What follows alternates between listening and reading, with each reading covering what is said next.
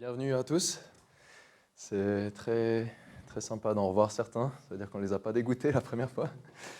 Et puis pour ceux qui se sont déplacés de loin aussi, merci beaucoup. D'habitude, il y a notre président qui est là pour expliquer un peu le contexte. Là, il est, je ne sais pas où, mais sûrement des choses très chouettes. Du coup, je voulais vous expliquer pour ceux qui ne connaissent pas encore tout à fait le concept. L'idée en fait de l'association AI Suisse à Neuchâtel, c'est vraiment de démystifier un peu. On a vu qu'en Suisse, il y avait un contexte un peu négatif de l'IA, un peu lourd. On a de la peine, on voit les risques en premier. C'est souvent dans les médias un peu l'image qu'on en a. Et du coup, en fait, en interagissant avec ChatGPT, ça peut faire boule de neige parce qu'on se dit, bon, on a affaire à une sorte d'humain et puis ça fait encore plus peur. Et donc là, on voulait montrer un peu l'envers du décor, mais vraiment de façon très pratique. Donc malheureusement, quand on fait de l'IA, ou heureusement pour certains, on est obligé de se plonger un peu dans des interfaces où il y a du code, des fois, parce que c'est la seule façon de parler vraiment à ces outils. Les interfaces, c'est bien, mais ça cache beaucoup de choses. Du coup, l'idée, c'est un peu d'explorer un peu ce monde-là ensemble, et puis à travers les membres qui viennent aussi, parce que l'idée, c'est pas que ça soit que nous qui présentions des choses, mais simplement s'il y a quelqu'un qui a fait une expérience sur un nouvel outil ou qui a un nouveau papier génial à présenter ou j'en sais rien, qui a un impact un peu concret pour tout un chacun, parce que le but, c'est pas de faire des cours de master, ils puissent venir avoir une plateforme pour présenter, pour partager, puis créer un peu du savoir et disséminer ça.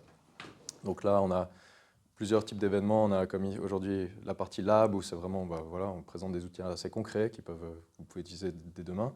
Et on a aussi une partie qui est plus news où là, l'idée, ça sera vraiment de juste discuter autour d'un apéro des dernières avancées. Donc ça peut être des papiers scientifiques que moi je présenterai, enfin, les choses qui sont les plus importantes, les gros jalons un peu pour moi. Après, c'est une discussion libre. Voilà, l'idée, c'est de créer un peu une communauté. Donc sinon on a des gros événements. Il y aura une conférence en février à Neuchâtel où là c'est plus large, ce sera au CSEM. Et puis bon, pour l'instant c'est très neuchâtelois, mais on encourage ceux de Lausanne aussi à venir. Et puis on fera aussi des événements équivalents par ici. Voilà. Donc si jamais mon nom, moi c'est Charles-Édouard Bardine. On a créé il y a à peu près un an avec Stéphane Fallet, Daniel qui est là, et puis Sylvain qui n'est pas présent aujourd'hui. Et moi j'ai une double casquette, je travaille au CHUV en neurosciences pour manager des projets d'IA, et Adomo Health ici qui est une entreprise de santé digitale où je gère aussi la partie IA. Donc moi je suis complètement IA si jamais, plus santé. Et mon background c'est plus physique quantique, donc j'ai fait pendant très longtemps ordinateur quantique, donc j'ai aussi la partie plutôt algorithmique quantique très présente. Enfin, c'est un lourd bagage dont je me défrais jamais. Mais voilà, donc ça c'est moi, et puis après les autres, on a tous un peu des entreprises, des projets qui sont liés à ça. On essaie de parler aussi au niveau des cantons, de l'État, de l'HEP même, pour essayer de voir un peu qu'est-ce qui peut se faire en termes de projets d'IA, pour essayer de toucher dès le plus jeune âge. Donc on ne fait pas que ce type d'événement, on est beaucoup présent aussi pour faire des présentations à droite et à gauche et essayer de faire bouger tout ça. Enfin, surtout de mettre des sujets sur le devant de la scène pour donner la possibilité aux gens d'en parler simplement. Donc aujourd'hui, c'est très concret. L'idée, c'est de parler de curseur. Alors on a fait un titre, voilà, curseur, c'est phénoménal, c'est génial. Évidemment, c'est pas la seule possibilité. Donc il y a plein d'outils aujourd'hui pour faire de l'IA. Vous connaissez bien ChatGPT, vous connaissez peut-être GitHub Copilot, qui est basé sur la même plateforme. Cette plateforme-là, donc cette interface, elle fait un peu peur, c'est pour ceux qui ne codent pas, mais c'est simplement un éditeur un peu standard où on a d'un côté tous les fichiers qu'on est en train de voir, donc simplement comme on serait sur un Finder. Et puis là, on a visualisation de fichiers, puis on verra d'autres fonctionnalités d'IA. Puis après, il y a tout un tas de boutons, mais ça, c'est parce que les programmeurs, ils aiment aller vite, donc il y a plein de raccourcis, il y a plein de choses. On peut aller loin si on veut, on n'est pas obligé. Et donc, l'idée, c'est de voir en fait ensemble que s'il y a des outils d'IA qui ont été développés pour les développeurs, ils ont des besoins extrêmement précis, puissants, ils doivent manipuler un grand nombre de fichiers. S'ils utilisent l'IA, ils doivent pouvoir assurer une certaine cohérence entre tous les fichiers qu'ils sont en train de manipuler. Donc derrière, il doit y avoir des outils qui prennent du contexte, qui permettent d'interroger l'IA, qui sont très efficaces, donc qui ont été vraiment affinés pour ces besoins très précis. Et on n'en parle pas beaucoup, mais à mon avis, ça a du sens de détourner ces outils-là pour un usage quotidien, pour faire de l'IA en général. Et je vais vous dire exactement pourquoi. Je pense qu'on a tous fait l'expérience déjà que quand on interagit sur ChatGPT et puis qu'on essaie de faire un truc complexe, même juste rédiger un document, on se perd assez facilement au final. On ne sait plus trop où il en est au niveau contexte, on peut joindre plein de fichiers, mais voilà, on ne sait pas trop ce qui se passe. Et donc l'idée, c'est un peu de dépasser ça et de pouvoir faire un peu plus systématiquement pour pouvoir... Alors, cette fois-ci, c'est assez microscopique, l'image que j'aimerais vous montrer. C'est un peu comment on gère un projet. Et puis peut-être la prochaine fois, on essaiera de montrer comment on fait ça à l'échelle d'une entreprise. Donc s'il y a diverses personnes, divers process, puis peut-être qu'il y a même un QMS en place, un Quality Management System ou ce genre de choses. Évidemment qu'on n'ira pas dans les détails, mais je veux dire juste pour vous donner une idée de comment ça peut scaler ce genre de choses. Donc là, je ne sais pas si vous avez déjà des questions à ce niveau-là. Là, ça enregistre, hein, c'est l'écran. Non, maintenant ça enregistre, voilà. Très bien. Des questions? Non? D'accord. N'hésitez pas, hein, parce que l'idée, c'est vraiment pas que ce soit un cours. Donc, on n'est pas dans un master, on n'est pas non plus... c'est pas un consultant qui déballe ce qu'il sait. Moi, je suis un membre de la communauté, je vais faire des erreurs, vous le verrez. Enfin, voilà. Donc, quand on est sur Cursor, déjà, il faut qu'on appréhende une première chose, c'est le format Markdown. C'est simplement parce que on a des fichiers Word, on a des fichiers texte, on connaît bien pour simplement manipuler du texte. Si on veut écrire des instructions pour l'IA ou créer toute une série de fichiers, on a intérêt à ce que le formatage soit dans le texte. Donc simplement, au lieu d'aller sur Word et puis de cliquer gras et puis surligner et tout ça, là, on va juste mettre des petits éléments dans le texte, par exemple un dièse ou des choses comme ça, ou une étoile, qui vont formater, qui vont rendre le formatage possible. La raison pour laquelle on fait ça, c'est que ces outils-là, ils sont entraînés un peu sur ces formats de texte. Donc si on donne des instructions sous cette forme-là, ça permet à l'IA de voir en fait que là, il y a une section et que voilà. Donc ce formatage, il le comprend et ça permet en fait d'être plus efficace dans les instructions qu'on donne. Donc c'est pas un gros saut à faire. Là, je vous ai mis une preview. C'est le rendu du fichier brut. Mais le fichier brut que je vous ai partagé, il ressemble à ça. C'est quasiment, c'est pas aussi agréable parce que là il y a un fond noir, mais en gros, voilà, là, le titre principal, il y a un premier dièse devant, le sous-titre, un deuxième dièse, donc ça veut dire titre de deuxième niveau. Ça, je vous laisserai un peu voir, mais disons, voilà, pour faire des paragraphes, on écrit un paragraphe, il n'y a rien de spécial. Donc, on peut passer rapidement en revue, mais disons, pour écrire des titres, donc c'est des dièses, de plus en plus de dièses pour aller dans un niveau plus bas. On peut mettre des textes en italique en mettant une étoile de chaque côté, en gras avec deux. On peut faire les deux combinés. Ensuite, on peut évidemment écrire des listes. Donc pour ça, c'est juste un dash, la liste. Pareil pour les listes numérotées, on met juste 1, 2, 3, etc. Et puis on peut insérer des liens, évidemment. Donc là, c'est un petit peu plus codifié, disons, comme une mini-équation. On a juste des brackets carrés, puis après le lien. Donc le texte qui devrait apparaître après sur le rendu, et après le lien. Comme ici, donc là c'est par exemple ce que les gens voient, c'est le titre, et ensuite on a l'adresse, et après quand on regarde sur le rendu, ça fait ça. Donc ici, on est là, donc ça fait ce que les gens voient, et puis le lien, si on clique dessus, il est activé. Évidemment que si vous êtes codeur, alors je ne sais pas trop parmi vous qui code, évidemment ça c'est une trivialité si on est dedans, mais voilà. Ensuite, pour aller plus loin, là je vous ai mis deux liens simplement, vous pouvez jouer avec ces rendus, vous pouvez le faire sur Cursor aussi. Il y a des liens pour apprendre un petit peu ça, mais c'est vraiment très très simple. Moi, j'utilise pas beaucoup plus que ce que je viens de vous montrer. Voilà. Donc maintenant qu'on a ça, c'est juste parce que le tutoriel lui-même est dans ce format, donc soyez pas surpris. Donc, ah oui, ouais. Alors là, si on est là-dessus, il y a une petite fenêtre ici, là. Enfin, une petite icône. Et c'est Markdown Preview. Il y a aussi un raccourci, toujours comme toujours. Si on clique sur ça, ça l'ouvre à côté ici. On peut le mettre ici si on a envie, comme j'ai fait. Voilà. Donc là, je vous ai motivé un petit peu. Je voulais juste ajouter que maintenant, Cursor, nous, on estime en tout cas chez iFIS que c'est le meilleur outil pour faire ce qu'on va présenter. Il est, on en parlera, il y a des frais forcément, parce qu'il y a des modèles derrière qui sont déployés sur des serveurs, donc il faut forcément que voilà, ça puisse être maintenu. Surtout le nombre d'appels que les gens font aujourd'hui, il y a des coûts. Et ce n'est pas le seul, c'est juste pour dire que ce n'est pas le seul. On se focalise sur ça, mais il y a aussi Copilot de GitHub, qui est aussi un outil Microsoft. C'est sur la même interface. Donc, Copilot, c'est un plugin qui se greffe sur VS Code, cette interface-là, qui est utilisée par beaucoup de développeurs, qui est aussi de Microsoft, open source. Et Cursor, c'est un peu la même chose, sauf que c'est une fork. Donc ça veut dire que c'est une version qui évolue en parallèle de VS Code. Mais en gros, qu'on utilise l'un ou l'autre, c'est la même interface. Donc on peut jongler facilement. Si tout à coup Copilot devient plus intéressant, ben voilà, on peut prendre Copilot. Et sinon, actuellement, je conseillerais plutôt Cursor. Donc, les points forts. Alors, comme on a dit un petit peu, déjà, il y a tout au même endroit. Donc, tous nos fichiers, on peut les mettre ici. Quand on ouvre un projet, on a tout au même endroit. Donc, on n'a pas forcément à aller chercher dans un Finder, tiens, je vais joindre cette pièce-là, comme sur ChatGPT, ce genre de choses. Il y a Canva, évidemment, aujourd'hui qui existe, mais c'est beaucoup moins agréable d'ouvrir une autre interface où on a nos fichiers que de simplement fonctionner avec un dossier qu'on ouvre sur notre OS. Et puis, on arrive sur ça.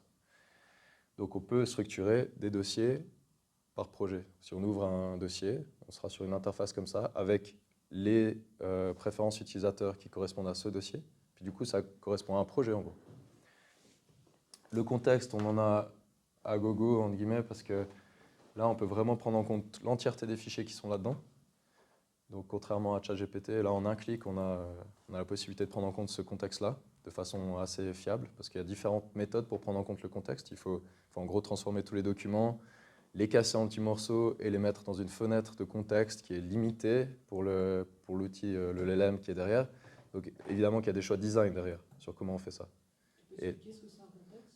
Ouais, alors le contexte, c'est simplement, c'est un peu comme on l'entend dans la vie de tous les jours, c'est vraiment tout ce qui est donné au LLM. Donc tout le texte qui compose l'input. Et il y a non seulement ce qu'on prompte, mais il y a aussi tout ce qui décore le reste, en fait, les instructions. Des fois, on fait des instructions système où on dit, voilà, un contexte, tu es cet expert spécialisé dans cette tâche. Et puis voilà, après, il y a la tâche utilisateur qui est plus spécifique. Mais il y a aussi tout ce qu'on veut rajouter, des documents à prendre en compte. Et malgré tout, voilà, ils ont des longues fenêtres de contexte, mais elles sont quand même assez limitées. Et puis du coup, il faut pouvoir inclure intelligemment ça. Ça, c'est du RAG, en fait. C'est du Retrieval Augmented Generation, où simplement on prend des morceaux qui nous intéressent. Et il y a plein de façons de le faire. Il y a toute une généalogie de ça, on ne va pas aborder ça aujourd'hui. Mais disons, vu que là, c'est pour des besoins de développeurs, la façon dont ils font ça est relativement bien ficelée. Donc on n'a pas forcément besoin de faire son propre RAG. On a déjà ça gratuitement quand on est dessus. Ensuite, on a une interface avec des outils, voilà, des raccourcis, tout ce qu'on veut. On peut en spécifier plein, on peut faire plein de choses parce que les développeurs adorent ça. Donc normalement, on ne doit pas toucher sa souris, on doit juste faire plein de trucs sur le clavier. Donc là, on peut faire ça. Par exemple, si on fait commande L, voilà, on ouvre justement le chat. Donc là, on arrive sur l'élément qui nous intéresse pas mal aujourd'hui. On peut aussi demander à l'IA de l'aide à un endroit précis. Donc si on est par exemple sur ce dossier-là, puis là on se dit, tiens, j'aimerais poser une question sur cette ligne-là, je fais commande K, puis là je peux taper, voilà, corrige-moi cette phrase, ou n'importe quoi. Donc ça, c'est relativement standard. Et puis on a un truc beaucoup plus puissant qui s'appelle Cursor, donc, qui est commande I, I comme intelligence, si vous voulez un peu vous rappeler. Et là, on verra ce que ça fait, mais c'est peut-être la partie la plus intéressante. L'installation, j'imagine que vous l'avez tous fait. Ouais. Ok. De toute façon, là, aujourd'hui, vous n'avez pas forcément besoin de refaire ce que moi je fais. Le but, c'est juste de discuter autour de ce qui se passe ici. Donc, voilà, je voulais juste rappeler, ça vous pourrez lire pour vous, mais en gros, les différences entre Cursor Pro, du coup, le compte, et Copilot. Il y a quand même, c'est 2 fois plus cher pour Cursor. Mais voilà, on verra les fonctionnalités comme Composer, par exemple, font pas mal la différence aujourd'hui. Mais ça peut évoluer. Je pense que l'idée aujourd'hui, c'est de présenter un workflow. C'est pas forcément d'être lié à un outil. Donc, on pourrait facilement faire la même chose sur Copilot avec un peu moins de puissance. Mais voilà. Donc, à vous de voir comment vous naviguez ça. Il y a aussi la possibilité de mettre des clés API. Si par exemple, vous avez un fournisseur cloud, Azure, Exascale, je ne sais pas. Non, Exascale pas, mais disons Azure, AWS ou autre. Vous pouvez mettre votre clé API dans Cursor. Et du coup, vous aurez accès à ces modèles-là. Donc, il n'y a pas besoin d'abonnement Cursor. Par contre, le désavantage, c'est que Cursor a développé des modèles pour faire de l'autocomplétion, pour faire des sauts intelligents, on verra. Ça, vous n'aurez pas, parce que ça, c'est propriétaire Cursor. Ensuite, au niveau confidentialité et sécurité, alors là, c'est la même chose que pour Copilot. Ils garantissent, alors il faut l'activer par contre, il y a un privacy mode dans les paramètres à activer. Et après, ils garantissent qu'aucune donnée n'est stockée, utilisée, voilà. Ça, voilà, il y a des grosses, énormes boîtes qui utilisent ce genre d'outils pour programmer, donc on peut s'y tenir, c'est tout leur business. Évidemment que si vous êtes extrêmement sceptique, ben, c'est pas pour vous. Mais sachez que voilà, il y a des énormes boîtes qui l'utilisent, Lufthansa, enfin des énormes. Donc c'est a priori OK.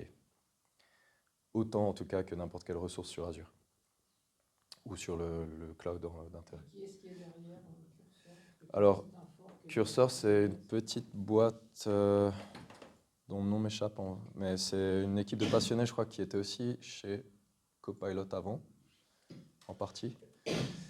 Mais voilà, c'est une boîte américaine.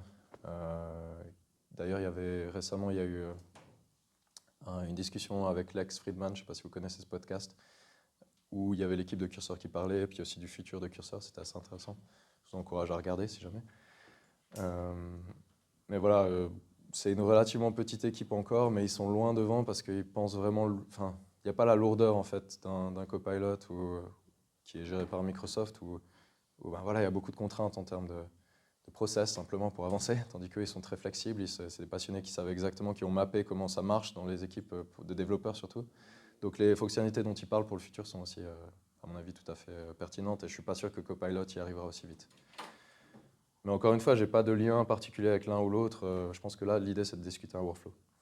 Donc voilà, je ne sais pas si vous avez des questions jusque-là. Pour l'instant, c'est un peu le contexte. Maintenant, on va passer au truc un peu plus fun, peut-être les fonctionnalités, mais est-ce que c'est clair jusqu'ici? Ouais, voilà. Donc, évidemment, le chat.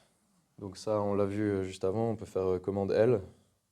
On arrive sur ça. On peut sélectionner ici le modèle qu'on veut. Donc, comme sur Copilot, ça c'est très récent, Copilot ne le permettait pas avant, mais depuis il y a 2-3 semaines c'est possible. On peut choisir en fait le modèle qu'on veut. Donc là on a toute une panoplie de modèles, dont O1 Preview, enfin voilà. Il y a un nombre limité d'appels dans l'abonnement, donc un nombre limité d'appels rapides. Après c'est plus lent, donc il faut attendre un petit peu, c'est quelques secondes, mais bon voilà. Donc si vous allez très vite, c'est 500 pour l'abonnement. Si vous l'utilisez énormément, ben voilà, à la fin du mois, vous attendrez un petit peu plus. Ou alors vous payez plus cher parce qu'on peut en avoir autant qu'on veut. C'est pareil pour tout, mais c'est vraiment le meilleur marché actuellement, Cursor, pour ça. Parce que l'usage, voilà, on le paye au final. Donc il y a toujours une certaine contrainte d'usage. Donc là, il y a Claude 3.5, Sonnet, c'est le meilleur pour ce genre de choses. Le meilleur en général d'ailleurs, je pense, parmi ceux-là, à mon avis. Il y a des façons un peu fiables de le voir. Par exemple, il y a un benchmark d'intelligence générale, enfin, peu importe ce que ça veut dire, mais disons, il y a des benchmarks qui ont été créés sur des tâches qui sont censées être des choses que ces outils ne peuvent pas apprendre dans les données auxquelles ils ont été exposés. Et du coup, ces benchmarks-là sont censés représenter un peu mieux notre concept d'intelligence. Évidemment, on pourra en discuter, c'est plutôt la partie neurosciences qui parlerait, mais c'est toujours très anthropocentrique, en fait, ce benchmark. C'est des choses que nous, on a une facilité à faire. Donc, peu importe. Mais disons, sur ce benchmark-là, le Claude s'en sort beaucoup mieux que les autres. Donc, on pourrait dire que si c'est vraiment un benchmark d'intelligence, il est plus intelligent que les autres. Il arrive autour de 21% des tâches, tandis que les autres sont plutôt autour de 5%. Donc, moi, pour l'avoir utilisé pour l'utiliser en permanence, je vois vraiment la différence. Mais si vous êtes sur ChatGPT, ben c'est en principe celui-là qui tourne plutôt. Donc là, voilà, c'est pas mal de pouvoir choisir. Et on a du coup, on peut simplement taper n'importe quoi ici. Il y a toujours une indication, bon c'est en anglais, mais j'imagine que vous comprenez tous. Et puis on peut soit en taper entrée ou soit cliquer ici sur chat pour valider. Donc on peut faire n'importe quoi comme prompt. Là on peut essayer par exemple, bon c'est égal, on va essayer salut. Donc là on voit la réponse. Et puis on peut éditer simplement, on clique sur la fenêtre, on revient à l'édit. On peut, bon il y a aussi des icônes, il y a toujours des raccourcis et des icônes, donc voilà, il faut un peu se familiariser avec ça. On peut toujours copier une partie de message ou répondre à une partie du message aussi. Donc voilà, en gros on peut faire quasiment tout ce qu'on veut avec les outputs parce que les développeurs aiment bien copier-coller des choses et puis voilà, aller relativement vite là-dedans. Donc là, si on essaye de regarder, alors je ne sais pas pourquoi, ah non je l'ai supprimé aujourd'hui, non il est là. Alors, vous avez la possibilité d'écrire un fichier qui s'appelle .cursorRules, qui définit un peu le type de réponse que vous avez en général. il faut le mettre à la racine pour que ça marche. Donc là, il n'est pas à la racine de mon dossier. Mais si je déplaçais à la racine, on verrait en fait qu'à chaque fois qu'il produit une réponse, il y aurait simplement des lignes en haut et en bas pour délimiter. Je pourrais aussi lui dire réponds toujours par salut, comment tu vas, je sais, enfin, n'importe quoi, ou toutes les instructions. Je vous donnerai des exemples sur plus concrètement en quoi ça aide. Mais disons, il y a cette possibilité-là. Vous pouvez aussi la paramétriser dans les paramètres curseurs, mais c'est moins intéressant parce qu'en fait, c'est intéressant de versionner ces choses-là avec le projet. Donc, si on ouvre un nouveau projet, bah, peut-être que les règles ne sont pas les mêmes, puis du coup, on aimerait que les règles soient là avec les autres documents, simplement, pour qu'on puisse revenir toujours au même contexte. C'est un peu comme sur ChatGPT, quand vous créez un GPT pour ci, un GPT pour ça, etc. Bah là, si on ouvre un fichier, on a directement le setup qu'on avait la dernière fois. Et on peut le versionner, si vous utilisez Git et tout ça, évidemment, on peut versionner ça. Donc voilà, juste pour dire cette partie-là. Ensuite, donc là, si je l'avais mis, il y aurait eu des choses limitées. Je ne sais pas si vous avez déjà des questions, c'est relativement trivial. Ensuite, on a accès à un historique. Donc là, on peut facilement, depuis le chat, cliquer ici. Il y a cette espèce d'icône de montre, et puis là, ben voilà, on verra, là, il n'y en a qu'une. Mais ça, comme sur ChatGPT, on a la possibilité d'avoir l'historique. L'avantage aussi, c'est qu'on peut, on peut faire une recherche dedans. C'est un peu plus facile que sur ChatGPT de maintenir ça. Et puis, on peut aussi aller voir dans l'explorateur de fichiers. Alors ça, c'est moins agréable. Mais disons, toutes les conversations ici sont sauvegardées avec les données de l'application. Donc, on pourra les creuser et puis voir ça. Évidemment que ce n'est pas désirable parce que ce n'est pas du tout pratique. Donc, mon conseil, si vous êtes un petit peu plus codeur, c'est d'utiliser par exemple cette librairie-là qui permet de, à chaque fois, exporter ça dans un fichier, par exemple .history que vous mettrez ici avec votre projet. Comme ça, vous avez la traçabilité de ce que vous avez fait. Ça, c'est juste, vous pouvez même faire un script, si vous connaissez, pour lancer ça périodiquement, mais comme ça, c'est juste synchronisé avec votre projet. Si vous utilisez Git, bah, l'historique est avec, donc ça permet aussi d'assurer une certaine traçabilité de ce que vous avez fait. Ou alors, si vous voulez faire ça à la main, bah, vous dites ce prompt-là est super génial, bah, je le copie-colle moi dans mon point history, et puis voilà, ça me suffit. Donc tout est possible par rapport à ça. Mais j'encouragerais, en tout cas, si vous le faites dans une entreprise, bah, à maintenir une traçabilité de ce genre d'interaction. Parce qu'après, on ne sait plus où on était. Ouais. Parce que l'historique du chat, il reste en local sur la machine. Ouais. Justement, d'où le désavantage. Donc si, par exemple, ça, c'est un repositoire Git, et puis qu'on a exporté l'historique, ben, c'est chouette parce qu'il évolue avec le projet, disons. Donc voilà, les avantages évidemment. Oui. Par défaut, les deux fichiers, ils y sont pas, il faut les créer, quoi. Alors, Le point history et le point history, vous pouvez l'appeler comme vous voulez. C'est juste moi, vu qu'il y a déjà un point curseur rule et le point qu'on peut créer. tu mets comme tu veux Ça, aussi, les points, en plus, quand on va sur un Finder comme ça, ils sont cachés. Donc c'est un peu des fichiers cachés qui, si on veut regarder dedans, il y a quelque chose, mais ce n'est pas des fichiers qu'on veut forcément voir. Donc c'est pour ça que c'est assez habituel de les appeler point quelque chose. D'ailleurs, c'est pour ça qu'ils utilisent ces conventions par aussi. défaut, ils y sont pas, quoi. Par défaut, ils n'y sont pas. Par contre, je vous ai fait un template. Mais vous n'êtes pas du tout obligé d'avoir ces fichiers-là. Hein. Vous pouvez ne pas préserver l'historique, ne pas donner de règles. Et puis là, dans le curseur ignore, c'est le contexte qu'on aimerait qui ne soit pas pris en compte. Donc là, par exemple, je me suis dit, évidemment que là-dedans, on n'aimerait pas prendre en compte le point history, par exemple. Parce que ça n'aurait pas trop de sens de prendre comme contexte l'ensemble des conversations qu'on a eues. Ou peut-être, mais je veux dire, en tout cas, la plupart du temps, pas. Donc ça, c'est un peu le setup de base. Disons, vous avez la possibilité de faire ces choses-là si vous voulez. Sinon, vous ne le faites pas. Un peu comme on a d'ailleurs .git ignore, ce genre de fichier si on utilise Git, si vous connaissez l'outil. Enfin, voilà. Donc l'avantage, c'est évidemment que c'est toujours disponible si on change d'ordinateur, enfin tous les avantages du versionnage habituel de projet. Ensuite, on a l'ajout de contexte. Alors là, évidemment, c'est ça qui nourrit ces outils-là, parce que ces outils ont été entraînés sur des données d'il y a quelques mois. Donc si on demande quelque chose de récent, etc., ou sur nos données, il n'a aucune idée. Donc il faut évidemment avoir cette possibilité-là. Donc là, on peut facilement ajouter des fichiers locaux. Donc on clique simplement ici, quand on est en train d'éditer, on peut ajouter du contexte. Ou alors il y a un raccourci, il y a toujours des raccourcis. On peut aussi taper ou cliquer même. Alors là, la fenêtre est un peu petite, mais vous pouvez aussi cliquer sur @mention. Je ne vous conseille pas de le faire parce que ça rajoute un mais en gros, si vous tapez @ et puis après vous avez tous les contextes un peu possibles, ça peut être des fichiers, des dossiers entiers, du code, un bout de code par exemple. ou le web, donc recherche web par exemple qui est sorti sur ChatGPT, sur ces outils c'est évidemment là. De la documentation aussi, ça c'est très utile si vous codez, donc c'est possible d'avoir. En fait, il y a les documentations les plus courantes de Python, de Java, je ne sais pas ce que vous utilisez, elles sont updatées, indexées au fur et à mesure, je pense, chaque jour. Et puis du coup, quand on les référence ici, il a déjà tout organisé l'information, il a déjà compris ce contexte-là, donc il est absorbable directement.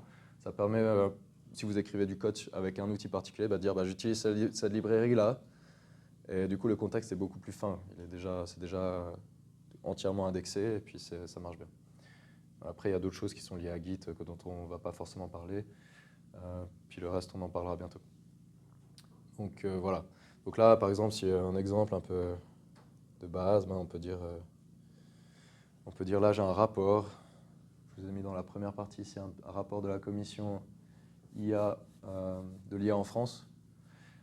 C'est un truc très très long qu'on n'aurait pas forcément envie de lire. Voilà, on peut le prendre comme contexte. Alors, petit truc qui est important, c'est que si on copie-colle un texte avec quelque chose, il est pas activé. Donc il faut en fait, ça c'est un peu désagréable, mais voilà, c'est comme ça. Il faut sélectionner, l'enlever, et puis donc avec cut, et le remettre. Et puis là, il va proposer de faire le lien avec le fichier, par exemple. C'est juste, voilà. Donc on ne peut pas forcément relancer des prompts avec plein de hâte. Et donc si on fait ça, il va mettre une image un peu du fichier, que vous ayez une idée. Il y a possibilité de piner ça pour que de l'épingler pour qu'il y ait toujours en fait ce contexte actif dans toutes les conversations. Et puis après, si on tape entrée, ça fait normalement ça devrait faire ce que ça doit. Donc ça veut dire, là j'ai demandé s'il y avait des éléments sur la Suisse. Et là, il ne voit aucune mention spécifique de la Suisse dans les extraits du rapport, parce que c'est un rapport français, donc forcément, on s'y attendait, mais bon, on a quand même demandé. Et petite note, ça ne digère pas encore les PDF. Donc là, en fait, j'ai donné un PDF, mais ce qu'il faut faire, c'est simplement, vous avez le PDF ici, vous faites CTRL-A pour sélectionner le contenu entier, vous mettez ça dans un fichier texte, et voilà. Lui, il va se débrouiller avec les pages et tout, c'est presque mieux pour lui, en fait. La différence, c'est qu'il n'y a pas forcément les images, mais c'est pas extrêmement important. Il y a des modèles qui prennent des images aussi ou pas? Oui. Alors oui, il y a la possibilité de donner les images comme avec GPT, c'est GPT Vision qui est derrière. Donc si on donne une image ici, c'est pareil. Donc si par exemple, moi je fais assez fréquemment des choses où on a une discussion, une démo de quelque chose, et puis après je veux me rappeler, peut-être obtenir en code en fait ce que le développeur avait montré, juste pour moi faire tourner. On peut prendre une image, on dit sors-moi ce code, et puis fait un script. Et il va prendre le code que la personne a démontré et le faire créer le script, par exemple. Ça, c'est tout à fait possible. Donc, c'est des choses assez courantes qu'on peut faire.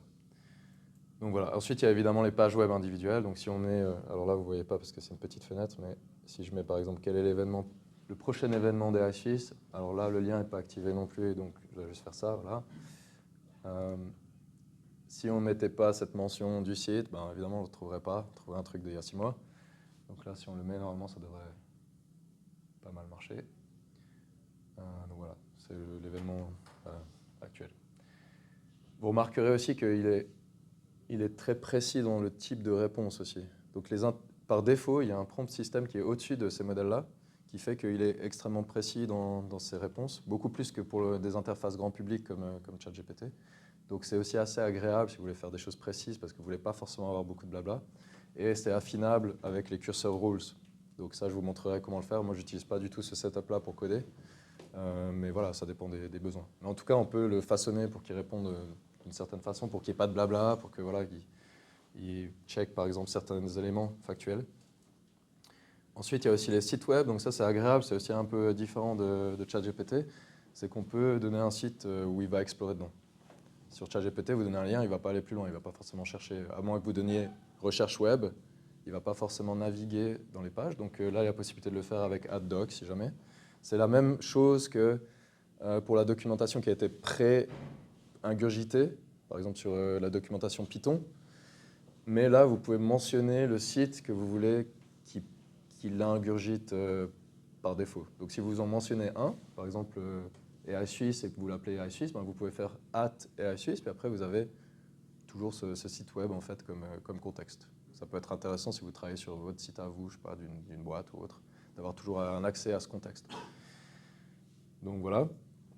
Et ensuite, il y a évidemment la recherche web en direct. Donc ça, bah voilà, si on dit voilà, quels sont les 10 articles récents sur l'IA dans Nature, ce genre de choses. Donc le journal connu, bah, il va aller chercher. @web, c'est exactement comme web sur ChatGPT. Enfin, en plus puissant, à mon avis, la recherche est mieux ficelée. Mais voilà, ça fait ce que ça doit. Donc là, si vous voulez rapidement avoir une vue de ce qui a été fait récemment sur un site, bah, c'est toujours possible. Voilà, vous pouvez avoir ce genre de choses. Et évidemment, alors là, on entre dans les choses qui sont un peu plus puissantes, bah, on a la possibilité de dire regarde dans mon projet entier. Donc tous les fichiers qui sont là, ça peut être 1 million de fichiers, ben, il s'en sort relativement bien. Donc là, par exemple, si on dit est-ce que je parle de la mention Codebase, qui est la fonctionnalité qu'on discute là, dans tous mes fichiers, et puis je mets le @Codebase, donc ça veut dire qu'il doit scanner toute la base. J'entre. Voilà, il va chercher donc il lit tous mes fichiers, il les indexe en permanence, donc il les a aussi plus vite. Il y a une première indexation au début, mais après c'est plus rapide. Et puis là, il dit qu'il n'y a pas. Donc je sais pas. Bon, des fois, là il s'est planté par exemple, mais je pense que. Est-ce que j'ai fait quelque chose de particulier? Bon, il l'a pas trouvé. Normalement, il doit le trouver assez bien. Peut-être qu'il n'avait pas complètement indexé, mais je vais refaire un passage. Non. Non. Ouais, alors je sais pas pourquoi.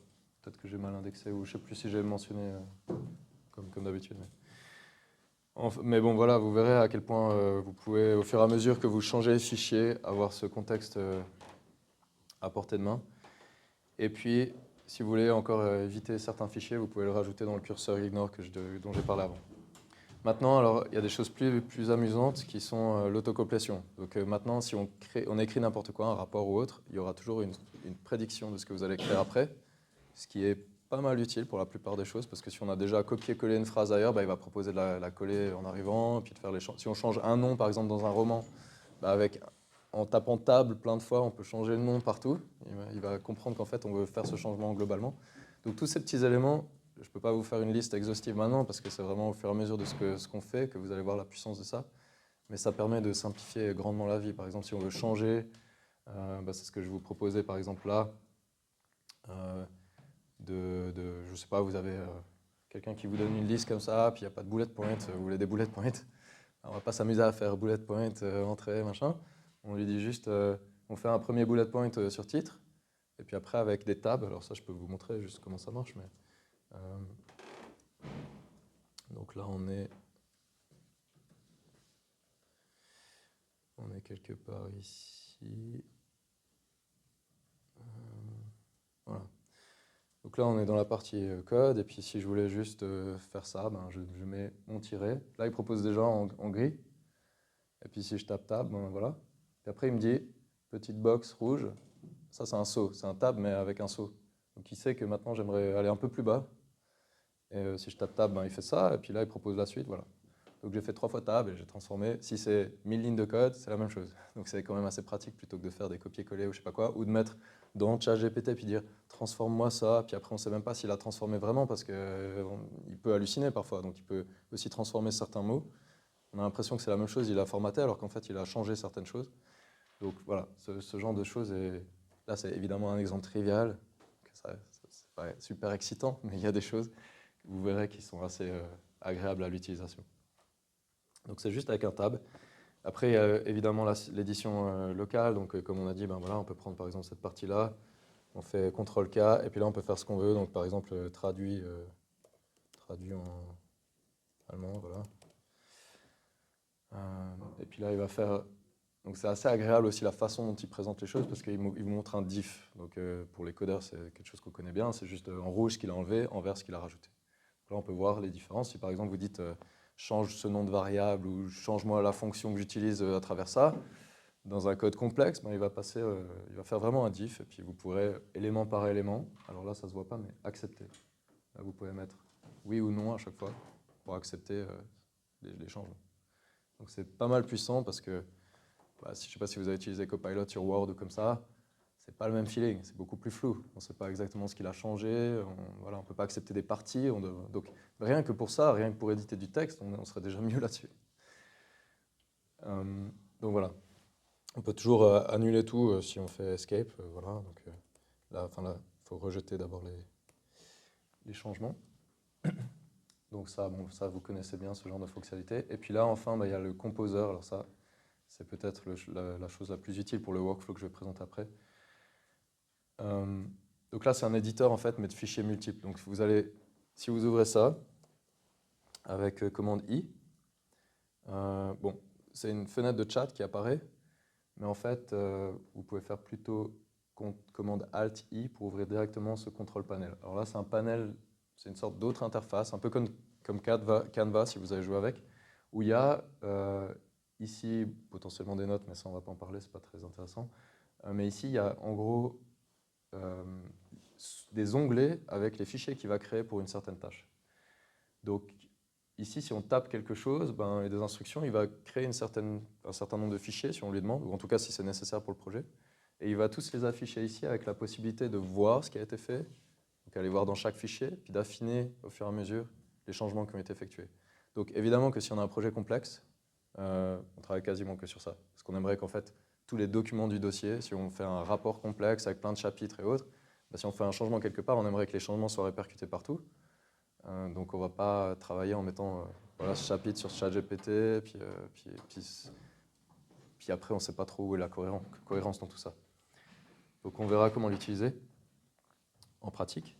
Mais disons, juste pour un exemple un peu simple, là on peut lui demander créer un kit de démarrage pour mon club de lecture sur l'IA, où j'aimerais que tu crées un fichier qui s'appelle calendrier 2025.markdown. Donc un calendrier, des fiches de lecture type, peut-être un tableau de suivi des lectures passées, un guide d'animation de discussion, un modèle de newsletter mensuel, voilà, certaines choses, des questions pour les débats. Donc là, on peut même demander à l'IA de faire ça. Hein. Donc moi, je n'ai pas créé ça. Hein. J'ai juste, même le prompt, il faut toujours demander à l'IA de créer ses prompts en fait, parce qu'on dit juste j'aimerais faire moi je sais plus ce que j'ai écrit, j'ai un kit de démarrage sur l'IA, donne-moi 10 options de contenu qu'il y aurait. Et puis j'ai pris les quelques éléments qui me plaisaient, puis voilà. C'est assez bien aussi de lui dire de donner des options en général. Ça, on voit un peu comment il peut explorer les possibilités plutôt que d'avoir une seule réponse. Et donc là, on tombe vite là-dessus, et puis après on lui donne ça. Donc là, on va sur Composer. On peut ouvrir le panel pour voir ce qui se passe. Et puis on tape exactement ça. Alors, je ne sais pas si je l'ai copié. Non, je ne l'ai pas copié. Je ne sais pas pourquoi.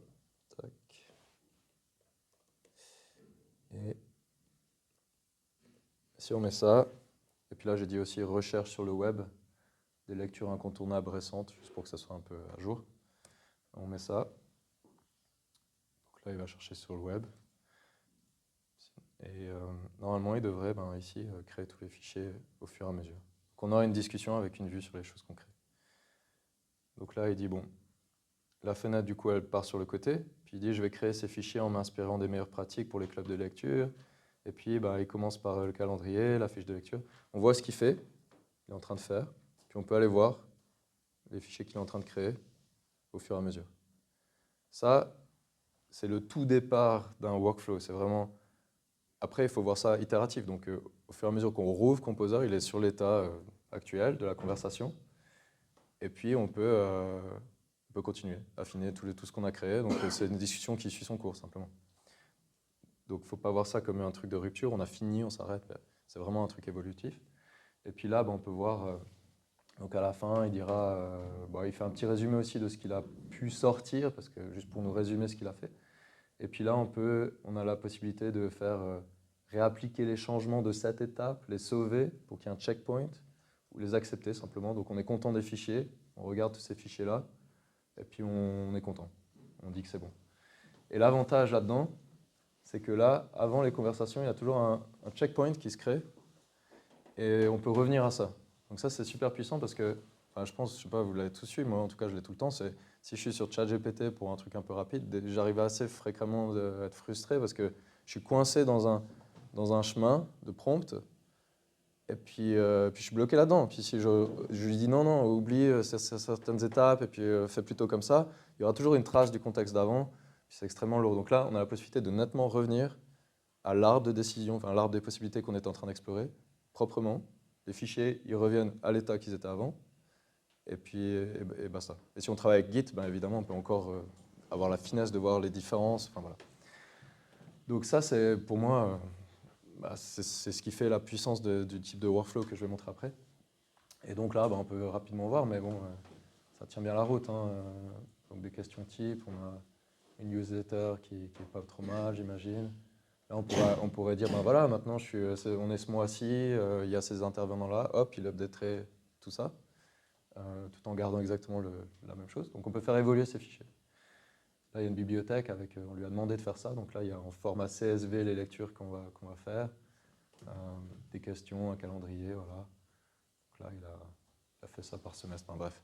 Donc en gros, en rien, on a fait des documents. Si on était un groupe de travail autour d'un truc, on s'est rapidement organisé. On a un agenda, des choses comme ça, avec rien du tout comme travail. On a en tout cas une bonne base pour itérer. Donc voilà, ce truc-là est évidemment extrêmement puissant.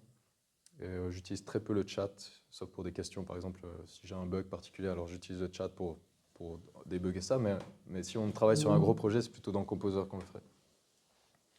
J'ai pas forcément compris la différence entre le composer et puis si je fais un new chat. Alors le chat, on peut lui dire j'aimerais faire une certaine tâche. Il va dire il faudrait créer ça, ça, ça comme fichier. Puis il va demander si on veut les appliquer, les changements. C'est pas très agréable parce qu'il va pas faire les changements. Le composer, il fait évoluer tous les fichiers au fur et à mesure de la discussion. Comme un agent. C'est un peu un agent, ouais, qui va prendre les actions. En fait, il va vraiment faire les choses.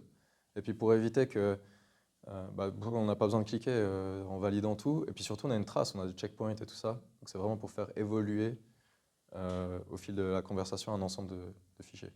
Donc, c'est ce que vous voulez quasiment tout le temps en fait sur un projet compliqué, à mon avis. Donc voilà, ça c'est juste encore une fois illustré très très facilement. Je ne sais pas pourquoi il est plus ouvert. On va le rouvrir. Tac. Est-ce qu'il y a des questions jusqu'à là ou... Non, c'est clair. Il peut générer des PDF. S'il ne peut pas en lire, est-ce qu'il en génère par contre? Alors, il peut les lire, hein, mais c'est contenu parsé au même titre. Enfin, ça fait la même chose au fond que ChatGPT. Voilà. Ouais. Par contre, les recréer, pas vraiment, parce qu'en fait, il n'y a pas de façon, même sur les outils comme ChatGPT, il n'y a pas ça. Mais là, vous êtes sur une interface de code. Donc, ça veut dire qu'il y a des librairies Python, par exemple, pour générer des PDF. Donc, si on dit, prends-moi ce truc Markdown et puis fais un rapport en PDF pour, je sais pas, mon boss, il y a toujours, c'est à portée de clic pour quelqu'un qui sait faire tourner du code. Ouais. Il suffit de demander, voilà, crée-moi ce script qui va transformer ça. Et puis après, il faut le faire tourner s'il y a déjà un environnement Python. Voilà. Ouais. Puis si on ne connaît pas l'environnement Python, on peut toujours demander à l'IA de comment le créer. Donc ce truc de co-création, il va jusque-là. Mais au moins, on a la possibilité de le faire. Parce que sur ChatGPT, quand on arrive sur un truc pour lequel on est bloqué, il faudrait une librairie, on est bloqué. Claude, c'est pareil. Claude, ils ont introduit un truc pour le plutôt business KPI et autres, où on peut donner un tableau et puis il nous génère un joli graphe. C'est extrêmement limité, c'est un jouet. Je veux dire, là, on peut faire la même chose. On peut donner un tableau, après on lui dit, voilà, j'aimerais ce graphe, mais après on peut dire, j'aime pas trop la couleur de ça, change-moi ça, enfin bref. Puis on peut l'avoir au format qu'on veut, avec la librairie qu'on veut, etc. Donc au final, c'est aussi un environnement codeur, faut pas oublier, on peut faire tout ce qu'on veut là-dedans. On peut faire une app, on peut faire un site web, on peut faire ce qu'on veut. Donc, c'est pas du tout limitant. Le changement de format, c'est relativement simple. PDF, c'est un peu une exception parce que on sait que voilà, c'est un langage qui n'est pas très facile, mais si on faisait un rapport HTML, par exemple, alors là, c'est très, très, très facile.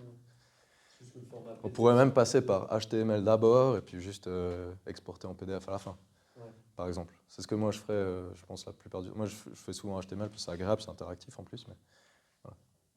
C'est juste une question. Si on a le PDF, il faut le transformer en Markdown. Non, alors, ouais, non, peu importe. Ouais, alors, ça c'est le format PDF, là on voit la petite icône Adobe. Moi, ce que j'ai fait, c'est juste, je vais n'importe où, je fais CTRL-A, CTRL-C, je prends tout, et je vais dans mon fichier Markdown vide, donc au début il était vide, puis je fais CTRL-V, quoi. C'est ça. Puis maintenant, il est Par bon. défaut, ça enregistre en Markdown, quoi. Ah, non, non, c'est juste, en fait, quand on est là sur contexte, Ouais, puis qu'on fait ajouter un fichier, par exemple, ok. le petit fichier, là, c'est pour un dossier, puis là, c'est un fichier. Eh ben, on peut taper le nom qu'on veut, et si l'extension, c'est .md, bah, ce sera un fichier Markdown. Donc, ça, c'est pas vraiment une limitation, mais disons, je soupçonne que les créateurs de curseurs, ils ont un peu introduit ce genre de choses pour éviter que nous, on l'utilise, en fait. Parce que c'est pas ce qu'ils veulent. Les créateurs de ça, ils veulent pas que tout le monde l'utilise, parce que sinon, ils seraient, pour les tâches pratiques, qui est, je sais pas, la grand-maman qui veut une recette, ou j'en sais rien, ben, en fait, ils vont consommer plein de tokens, plein de ressources, pour rien. Alors qu'un codeur, il va travailler longtemps sur du code avant de faire des prompts. Donc, c'est beaucoup plus sparse. Enfin, c'est beaucoup plus espacé, les prompts. Du coup, ça, enfin, si on veut faire couler la boîte, ben, on donne ça entre les mains de tout le monde. Donc là, on a un petit groupe, on va le faire. Voilà. Enfin, on le fait pour nous, mais bon, faut être conscient de ça, quoi. Ces outils-là, ils ne sont pas viables si on le fait à grande échelle, pour l'instant. Voilà. Donc, on arrive gentiment au bout de la première partie, en tout cas. Ouais, il y a un truc rond, bah, je sais pas. Bon, là, je travaille rarement sur les previews parce que c'est pas très agréable. Qu'est-ce que je voulais dire encore? Je voulais dire, ouais. Alors, le fichier cursor rule, on en a parlé. Je vous ai mis des exemples ici, en fait, qui sont là. Il y en a 3. Vous pouvez faire n'importe quoi, mais disons, je me suis dit qu'il y avait peut-être 2 types un peu de gens. Il y a ceux qui aiment coder, enfin qui codent peut-être au quotidien, un peu comme moi, et puis ceux qui ont envie d'apprendre. Alors, ça serait une sorte de cursor rule pour apprendre. Donc là, on dit par exemple, bon, vous pourrez le lire pour vous, mais en gros, il a instruit à dire, tu es un instructeur, quand tu réponds, il faut vraiment expliquer finement ce que tu fais. La personne ne sait pas du tout de quoi tu parles. Et puis du coup, il faut être très clair, encourager les bonnes pratiques, fournir des exemples, voilà. Et être patient, encourageant, enfin bref. Si vous mettez ça, vous verrez la réponse elle est complètement différente. Si vous parlez de code, il va expliquer ligne par ligne ce qui est fait, puis dire ah ça c'est une librairie, etc. Donc c'est génial pour apprendre. Actuellement, on peut apprendre en codant en fait. Si vous avez une mini base, vous avez fait un mois de Python, puis vous savez un peu, voilà, c'est comme ça que ça marche. Bah, la suite, vous faites avec un instructeur comme ça, puis voilà, quoi, on devient expert assez rapidement à force de faire. Donc voilà, il ne faut pas sous-estimer aussi la puissance de ces choses-là. Si vous êtes, encore une fois, les cursor rules, ils peuvent être par projet. Donc si vous êtes sur un projet où voilà, c'est plus exploratoire comme ça, vous pouvez mettre un truc où il vous aide. Puis sur un autre, où vous êtes expert du truc, ben, vous n'avez pas besoin. C'est plutôt soit le plus précis possible, rapidement, j'ai pas envie de blabla. Et c'est exactement d'ailleurs le prompt que moi j'utilise. Donc là, par exemple, c'est, bon, normalement je le mets en anglais, mais disons, c'est égal un peu la langue.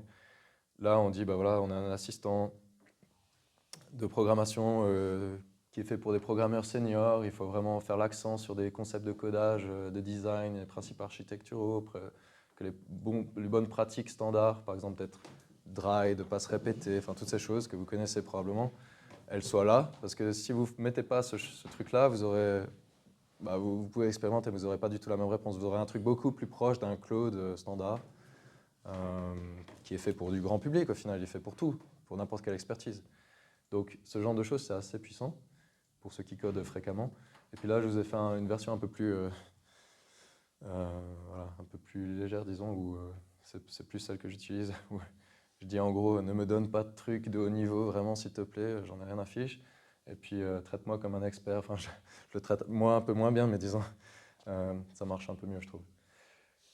Voilà. Donc si vous voulez tester, bah, vous verrez bien. Il y en a 3, et puis vous pouvez créer à l'infini tout ce que vous souhaitez par rapport à ça. Donc tu l'utilises finalement comme moteur de vérification? Dans quel sens? Donc en gros, ça c'est un codeur senior qui va revoir ton code, ou je comprends mal? C'est l'équivalent de quand on va sur ChatGPT, on crée un nouveau GPT, Ouais. on doit donner des instructions un peu système, Ouais. qui sont toujours là. Oui. Bah c'est ça. Ah d'accord. Donc c'est le Ok. cadre. C'est des paramètres en gros. C'est le que tu cadre, envoies c'est l'équivalent d'un système prompt un peu, enfin, Oui, ok, si vous d'accord. connaissez. Voilà. D'accord. Mais du coup, on le met voilà, par projet. Puis, y a C'est pas... celui que je vais utiliser, je le mets en haut de... Alors il faut le mettre au fichier racine. Par contre, c'est pour tout le projet qui est là. Donc si on ouvre un certain dossier dans Curseur, il faut le mettre à la racine de ça. Mais après, on peut ouvrir des sous-dossiers dans le curseur, puis avoir un cursor role par... mais c'est juste que le contexte, après, il est plus global. Donc c'est vraiment, ça, ils n'ont pas fait une finesse par sous-dossier, mais en pratique, on n'a pas trop besoin. Voilà, alors je sais pas, ça c'est les fonctionnalités. Le dossier, la racine, c'est 2024, 11 curseurs, c'est ça? Ouais, c'est ça, ouais, c'est ça. Non, c'est Ouais. pas, Ouais, c'est pour ça que ça marchait pas, parce que là, je l'ai là, par exemple. Et si je le déplaçais ici, alors là, vous voyez, il a créé les fichiers d'avant là, dont on parlait. Si je le déplaçais ici, puis que je fais un nouveau chat, puis je dis salut, ben, il va mettre les délimiteurs. Voilà. Donc là, il a répondu avec délimiteur, et puis à la fin. Et ça, en fait, c'est juste parce que des fois, bah, j'aime bien quand je copie le truc, que ce soit délimité. Ça veut dire trait en markdown, donc c'est juste comme ça. Si je le copie quelque part, c'est un bloc. Enfin, c'est pas. Bref.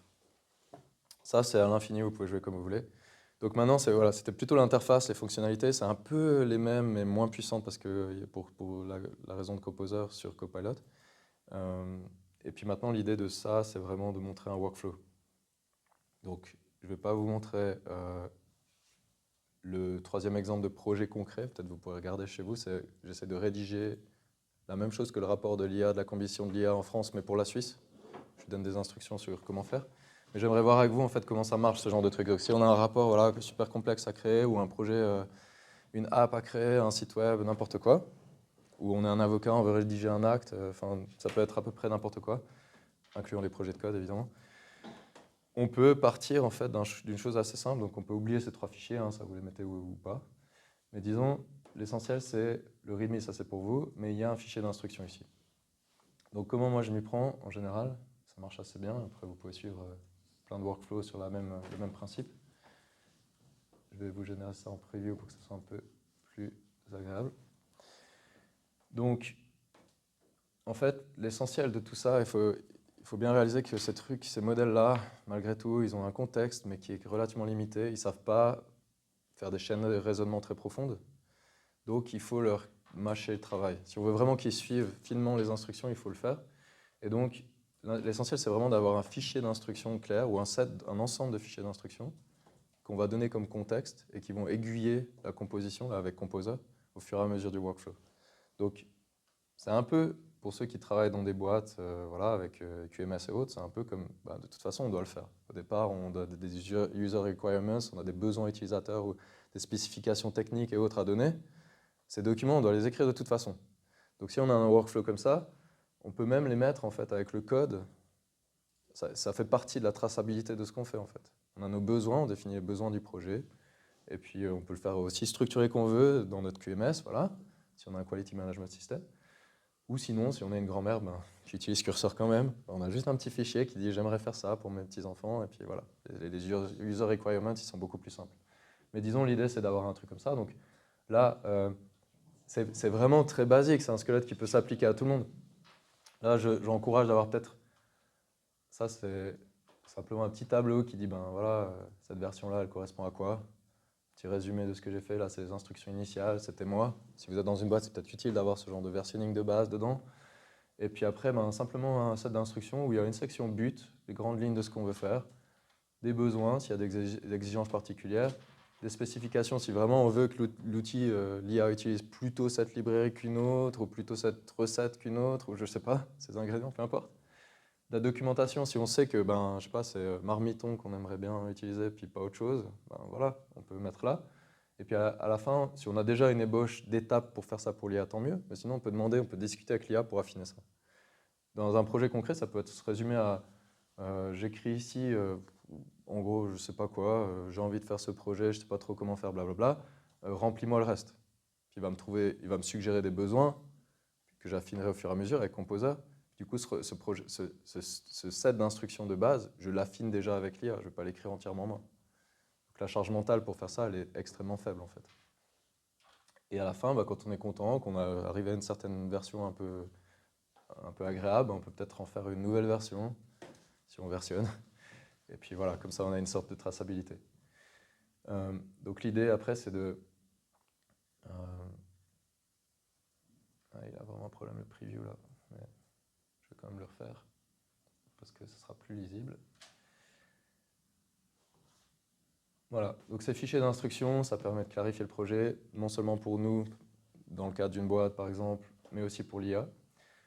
Ça permet d'itérer en cycle court avec l'IA pour clarifier.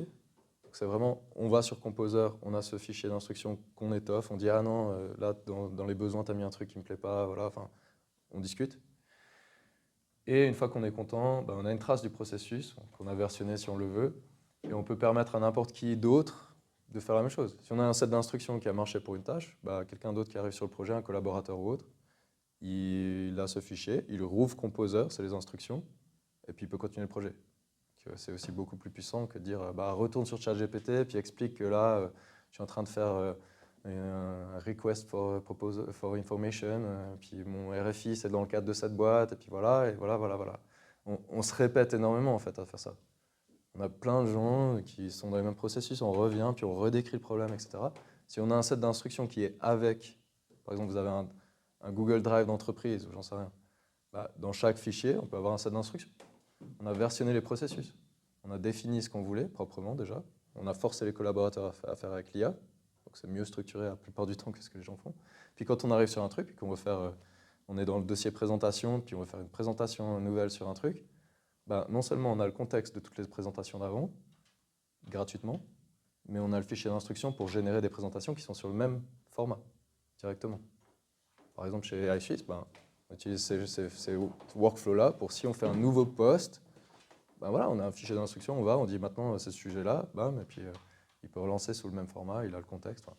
Donc c'est juste se forcer à versionner un set d'instructions à l'échelle que vous souhaitez, donc soit de la grand-mère à une boîte entière, et puis pouvoir comme ça articuler et avoir une traçabilité de ce qu'on fait avec l'IA. Donc peut-être que la prochaine fois, je vous montrerai un peu plus comment ça scale comme ça. Là, l'idée, c'est juste de montrer un peu la puissance du truc, mais voilà, c'est un peu l'idée. Évidemment que ça, on peut l'adapter selon les quality management ou autres qu'on a. Enfin, ça peut être aussi complexe qu'on le souhaite. Mais l'idée, c'est vraiment d'avoir des instructions fines qu'on crée avec l'IA. Et ensuite, ben, souvent, c'est en 3 temps. Donc, on écrit un premier jet qui peut être extrêmement simple ou vide ou juste une seule phrase, puis on la pose à l'IA, comme j'ai dit. Et puis, on affine. Donc là, par exemple, je lui ai demandé même de faire lui, à Composer, on peut lire. Ben, maintenant, crée-moi un fichier d'instruction qui s'appelle 1.1.0. Je fais une petite modification plus importante, qui détaille celui d'avant. Alors là, je vais peut-être l'ouvrir en code pour que vous puissiez lire, parce que c'est pas forcément agréable, mais l'idée, c'est de lui demander, par exemple, tu vas détailler mon fichier d'instruction un peu brut pour que tout soit clair et précis pour un expert qui devrait réaliser le projet. Et puis, on lui dit, ben, inclus toutes les instructions existantes, parce que j'ai déjà affiné un peu mes besoins, tout ça, donc je sais ce que j'aimerais utiliser. Ajoute les détails manquants. Si tu penses qu'il y a une pièce du puzzle là-dedans que je n'ai pas perçue, ben, ajoute-la. Puis évidemment qu'on clarifie ça au fur et à mesure avec l'IA. Et ne crée pas de code. Là, actuellement, ce n'est pas créer des fichiers, c'est juste créer les instructions. Et surtout, décompose la réalisation de ce projet en une liste d'étapes claires et bien définies. Donc ça, c'est super important pour Composer. C'est que non seulement il faut un set d'instructions, mais il faut aussi demander à l'IA, il n'y a pas besoin de le faire nous-mêmes, mais de remplir ce truc, cette section qui est les tâches à effectuer. Et ça, on aimerait que ce soit clair, bien défini et spécifier les fichiers qui vont être produits. Comme ça, on sait, en fait, on contrôle ça. Si lui, il a un nom particulier en tête ou j'en sais rien, enfin, là, c'est vraiment, on regarde ce qui se fait, on regarde le set de tâches qu'il va effectuer. Si on trouve qu'il y a un truc qui est absurde, on ne lance pas Composer dessus, ça ne sert à rien. On l'affine encore. Donc c'est vraiment une discussion, comme on ferait avec un collègue, sur les spécifications, voilà. Ça va beaucoup plus vite que ça a l'air là. Donc si vous essayez, vous verrez, c'est vraiment la charge mentale, c'est presque zéro. Si on doit remplir des documents, des choses compliquées pour une boîte, ben, si on a les sets d'instructions, ça va extrêmement vite. Donc je sais que c'est un peu lourd au départ pour certaines personnes, mais je vous garantis que c'est le jour et la nuit par rapport aux interactions que vous avez pu faire peut-être avec ChatGPT ou des outils d'entreprise. Parce qu'il y en a beaucoup qui font ça. Ils disent ah mais ChatGPT, les données, elles vont en Amérique, OpenAI, blablabla. Ce qui est le plus important, c'est que ça soit chez vous. Donc ils vont faire une interface comme ChatGPT pour l'entreprise, où vous pourrez joindre des pièces jointes et puis peut-être partager 2-3 trucs. Mais au final, c'est un outil, c'est un jouet. C'est un jouet comme pour un enfant et une grand-mère. Si c'est la même interface, c'est fait pour un enfant, c'est fait pour les enfants et les grand-mères aussi. C'est pas pensé pour faire de la complexité et des workflows qui scale. Donc ça n'a aucun sens en fait, même en tant qu'entreprise qui veut scaler avec l'IA, d'acheter ce genre de plateforme. Enfin, si on a vraiment si on est une très grosse entreprise, bah oui, on développe sa plateforme, puis on aboutira vers ça. Limite, on refait une interface de ce type-là qui a vraiment toute cette finesse. Mais là, il faut bien imaginer que en fait, le truc qui est derrière VS Code, c'est une plateforme hyper affinée pour les besoins des codeurs. Donc tous ces raccourcis, l'interface, la UX UI qui est derrière, elle est extrêmement puissante. C'est le résultat de décennies de travail. C'est Microsoft qui la maintient, c'est le truc qui est le plus utilisé, c'est open source, voilà. Il y a une grosse communauté derrière. Donc les outils d'IA qui sont basés là-dessus, c'est extrêmement puissant. Il y a toutes les autres fonctionnalités qui sont gratuites en fait là-dedans. Donc voilà, refaire une plateforme aussi profondément pratique à utiliser, c'est quasiment mission impossible pour une entreprise, même une grosse. Donc voilà, juste pour dire. Et le privacy mode, tu le trouvais C'est dans les settings curseurs. En fait, il y a deux types de settings, si on va là. Il y a, alors, je ne sais pas si vous voyez bien, mais il y a les settings curseurs et puis VS Code. Donc VS Code, en fait, ils ont vraiment séparé complètement, parce qu'ils veulent être une fork, donc évoluer en parallèle de VS Code. Donc il y a les settings qui sont propres à VS Code, donc il y en a, alors là, pour le coup, il y en a vraiment beaucoup. Et puis ceux de curseur, bah, c'est les modèles qu'on souhaite activer ou pas. Il y a quelque chose que j'ai oublié de mentionner qui est dans le fichier tutoriel, c'est le mode long contexte. Donc il y a un mode bêta actuellement qui est long contexte qui fait 200 000, je crois, tokens de contexte. Donc c'est vraiment, enfin, c'est gros quoi. Vous pouvez quasiment gérer toute votre code base dedans. Donc directement dans la fenêtre de contexte, il n'y a pas besoin de résumer, de faire des chunks ou autre. Donc ça c'est extrêmement, enfin il faut l'activer, il n'y a pas de raison en fait. Après, si vous êtes, je pense comme tout le monde, un peu soucieux de l'environnement, peut-être que ça ne vaut pas le coup pour poser des petites questions, d'avoir un contexte de 200 000, mais voilà, pour des projets complexes, il vaut mieux l'activer. Donc oui, effectivement. Ah oui, alors ouais, c'est. Dans le tutoriel, j'ai vraiment. Dans le petit engrenage. Le petit engrenage, ok. C'est ici, là, et puis après, il y a. Là, il y a les règles, alors vous pouvez aussi mettre les règles là. Et puis là, il y a voilà, le mode privé qui est bon là. Et puis dans bêta, vous avez le mode notepad. Bon, ça, c'est un truc dont on n'a pas. Là, il y a le long contexte. Voilà, il est là. Il n'y a pas beaucoup de settings, donc vous pouvez explorer un petit peu. Mais... Voilà, donc on fait ça. Et puis ensuite, on peut itérer, on peut dire souvent. Alors, dans le rapport, pour le coup, je vous donnerai quelques stratégies. Par exemple, un truc que je ne vais pas montrer là parce que ça prend un peu de temps, mais un truc qu'on peut faire fréquemment, typiquement pour générer un rapport, c'est au début, je ne sais même pas quelle structure je devrais mettre dedans. Enfin, il y a autant de questions que de personnes, presque, sur l'IA. Donc, je vais lui dire peut-être au départ, donne-moi une centaine de sujets qui couvrent un peu tous les biais possibles, tous les domaines possibles dans la société. Je lui donne accès au web, je fais ça. Il va sortir toute une liste. Ensuite, je le force à dire, mets cette liste de sujets potentiels dans un fichier. Et puis après, on lui dit, produis une table d'évaluation de ces fichiers, de ces sujets-là, dans un autre fichier, donc vraiment un tableau, avec tous les critères. J'aimerais que ce soit pertinent pour la Suisse, que ce soit éthique, que ce soit, voilà, tout ça. Et puis on crée le tableau, puis on lui demande de produire un score, de s'auto-évaluer en fait sur toutes ces idées. Donc il aura mappé un peu l'ensemble des possibles, et puis après on pourra avoir les critères qu'on veut pour affiner sur les sujets qu'on souhaiterait ou pas avoir dans le rapport. Et puis après, on lui dit, sur la base de cette table, prends les sujets qui ont le score le plus élevé, puis on va faire un autre fichier. Puis en 3 fichiers comme ça, on sait ce qui s'est passé, et puis on a abouti à une structure de rapport qu'on maîtrise. Puis on peut enlever encore après, affiner, et dire non, ce sujet-là finalement j'aime pas. Voilà, donc j'ai essayé de faire, j'ai pas fait beaucoup, hein, j'ai passé 1 heure à faire ça, plus ou moins. Mais j'ai produit un équivalent du rapport français qui tient pas mal la route, avec des instructions en 1 heure. Quoi. Donc, on pourrait le publier sur le site de SwissAI et puis les gens ne verraient pas la différence. Ils diraient vous avez fait un beau travail, impressionnant, beaucoup de sujets qui sont couverts, etc. Enfin bref. Tout ça pour dire que voilà, ce genre de choses sont possibles. Question par rapport aux hallucinations. Oui. Voilà, ça génère. Après, il y a un rapport qui sort. Ouais. Puis, quel moyen j'ai d'évaluer la qualité? Ou est-ce qu'il a halluciné, pas halluciné?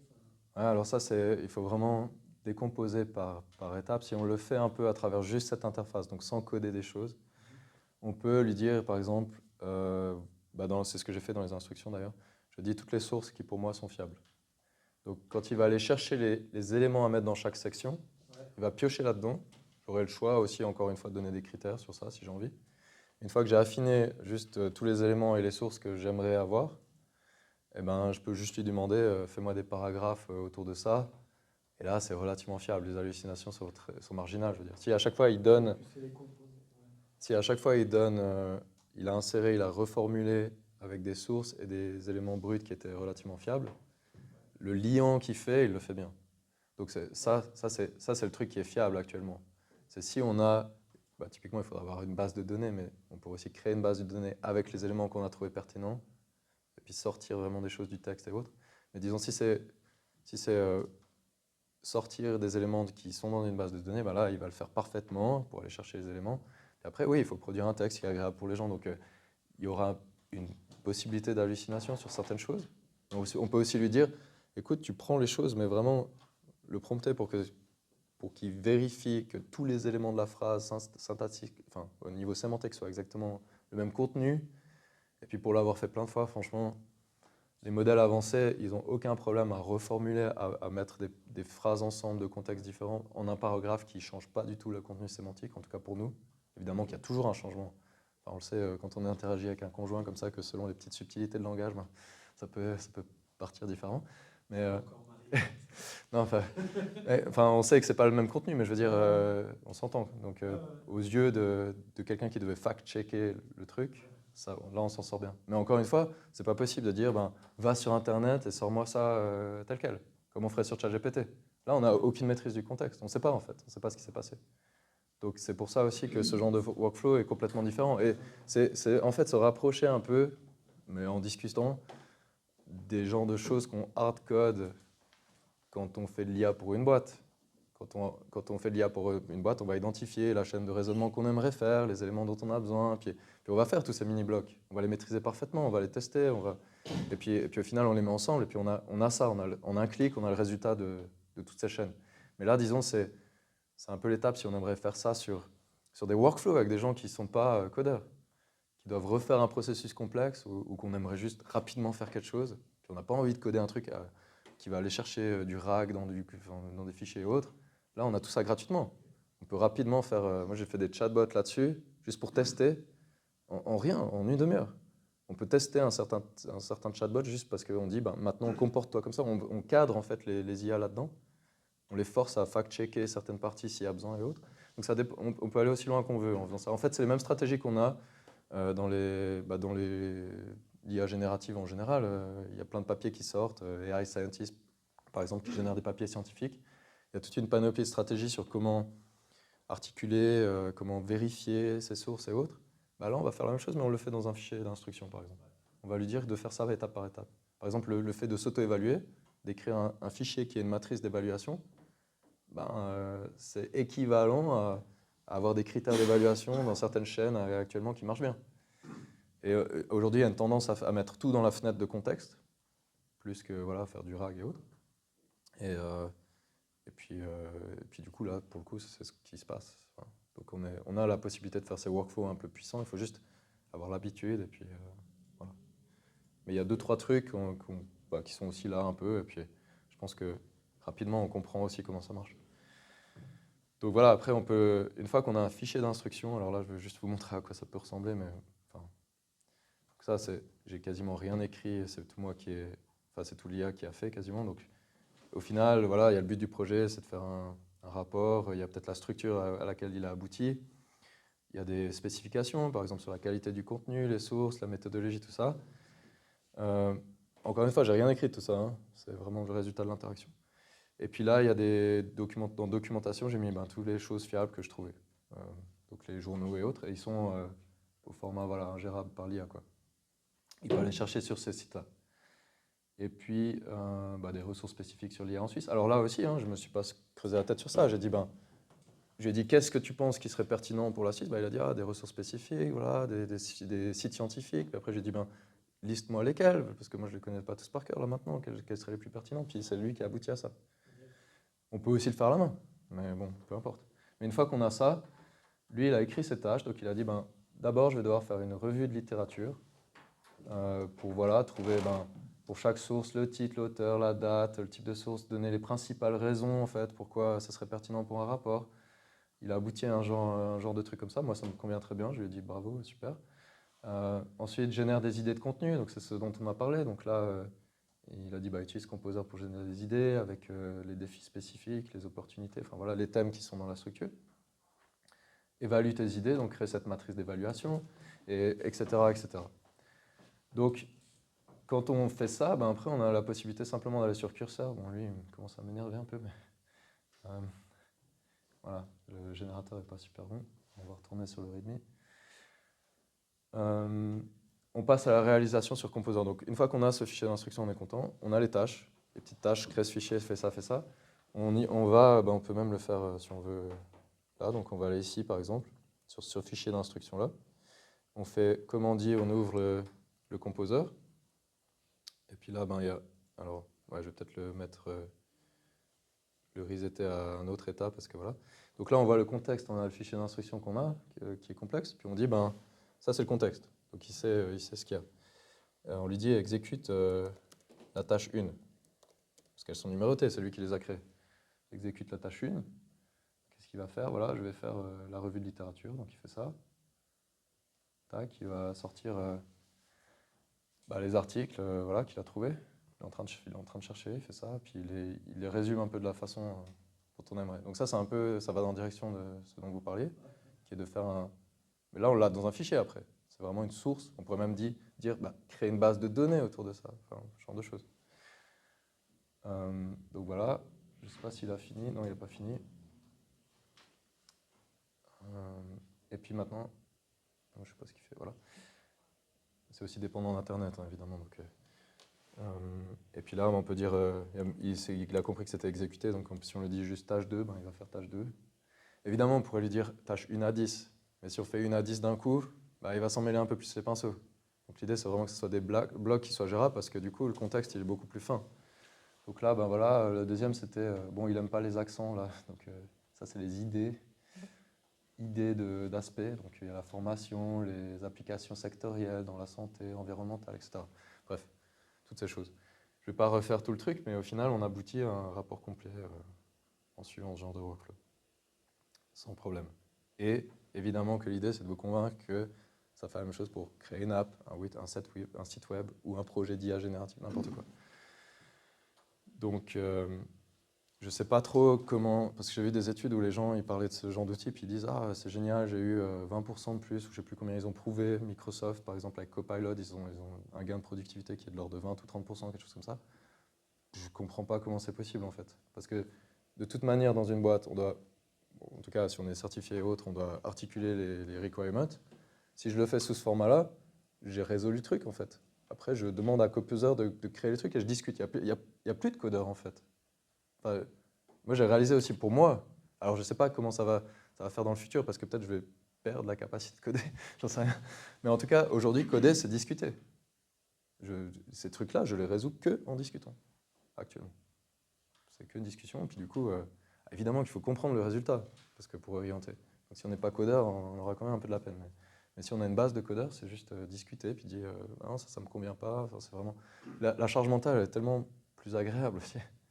Plutôt de temps en temps dire ah, je ne sais plus quelle librairie, je dois aller sur Stack Exchange, et puis faire quoi, puis ci, puis ça. Là, c'est juste une discussion, comme on aurait avec un collaborateur qui sait tout un peu, et puis on lui dit vas-y, rappelle-moi, c'est quoi les librairies? Ah, c'est génial, ça correspond à mes critères d'entreprise. Bah oui, c'est open source, c'est pas propriétaire, voilà. Enfin, c'est ça.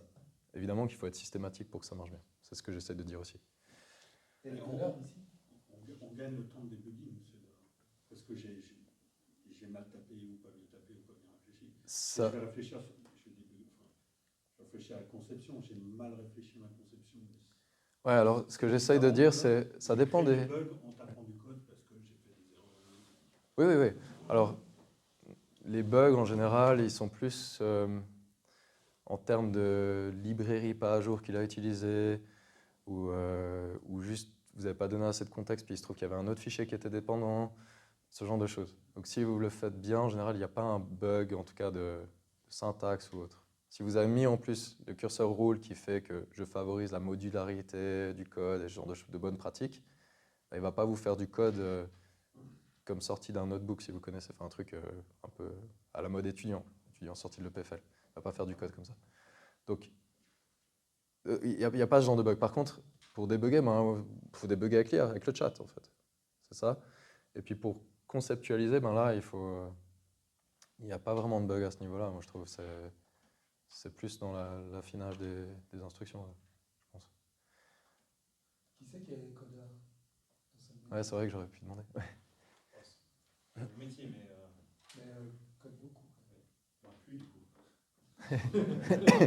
Depuis ce soir, alors. Non, mais j'ai pas suivi toutes les bonnes pratiques. J'ai pu découvrir Cursor il y a quelques mois. Là, j'ai un projet où je fais un outil, un SaaS, un logiciel en location, et puis je vais pas coder une ligne de code. Comme disait Edouard, l'idée c'est de quand même savoir quelle bibliothèque on va utiliser, avoir les bonnes pratiques, l'idée d'architecture. Mais après, pour l'opérationnel. Donc ça va plus direction architecture, en fait. C'est là où c'est crucial. C'est pour ça que c'est l'intérêt de ça. Parce que, en même temps, si on y réfléchit, c'est la même chose avec les humains. Parce que si on est sur un projet, il y a 100 façons de le faire, avec des tech stacks, GIF différentes et autres. De toute façon, on doit faire ce travail de requirement, puis de dire aux développeurs qui après, je ne sais pas si vous êtes dans le mode agile avec des scrums, c'est des petites tâches. Ces petites tâches, on n'a plus besoin de les réaliser. Par contre, le travail de structurer, alors là, mais l'avantage, c'est qu'on structure avec un génie de l'architecture. Enfin, donc, on a la possibilité de dire, je sais pas, j'ai lu ça, comment tu penses que ça va par rapport à la tech stack qu'on a maintenant, etc. Enfin, toute cette discussion. Donc, on a un peu tous les métiers en un. On peut être un peu un one-man show aujourd'hui si on lance une entreprise assez facilement. Donc voilà, mais je pense qu'il faut vraiment bien structurer, c'est ce que j'encourage à faire même pour des projets simples, de systématiquement avoir des instructions fiables et puis voilà. Je peux rejoindre son point de vue. Moi, je suis architecte maintenant, mais j'ai été développeur pendant 15 ans. Ouais. J'ai une start-up aussi, et aujourd'hui, je ne code plus. Et vraiment, j'utilise aussi, j'ai commencé à utiliser Cursor. Et pour moi, le mindset dedans, c'est vraiment le mindset d'architecte. C'est-à-dire vraiment c'est beaucoup plus dans la pensée, dans la conception, dans la manière de formuler, de penser les choses. Et l'implémentation, l'UI s'en occupe. Il y a plus, mais ça demande quand même d'avoir eu ce background de développeur pour Oui. avoir le regard critique. Pour pouvoir juger, ouais. Pour pouvoir juger si ce que l'IA a fait, ça a du sens ou pas. Donc il faut avoir quand même cette expérience derrière. Ouais. Mais derrière, on n'a plus besoin de coder. Moi, j'ai fait des IA agents, je génère des newsletters avec des gars, etc. Vraiment, quelques heures sans une ligne de code.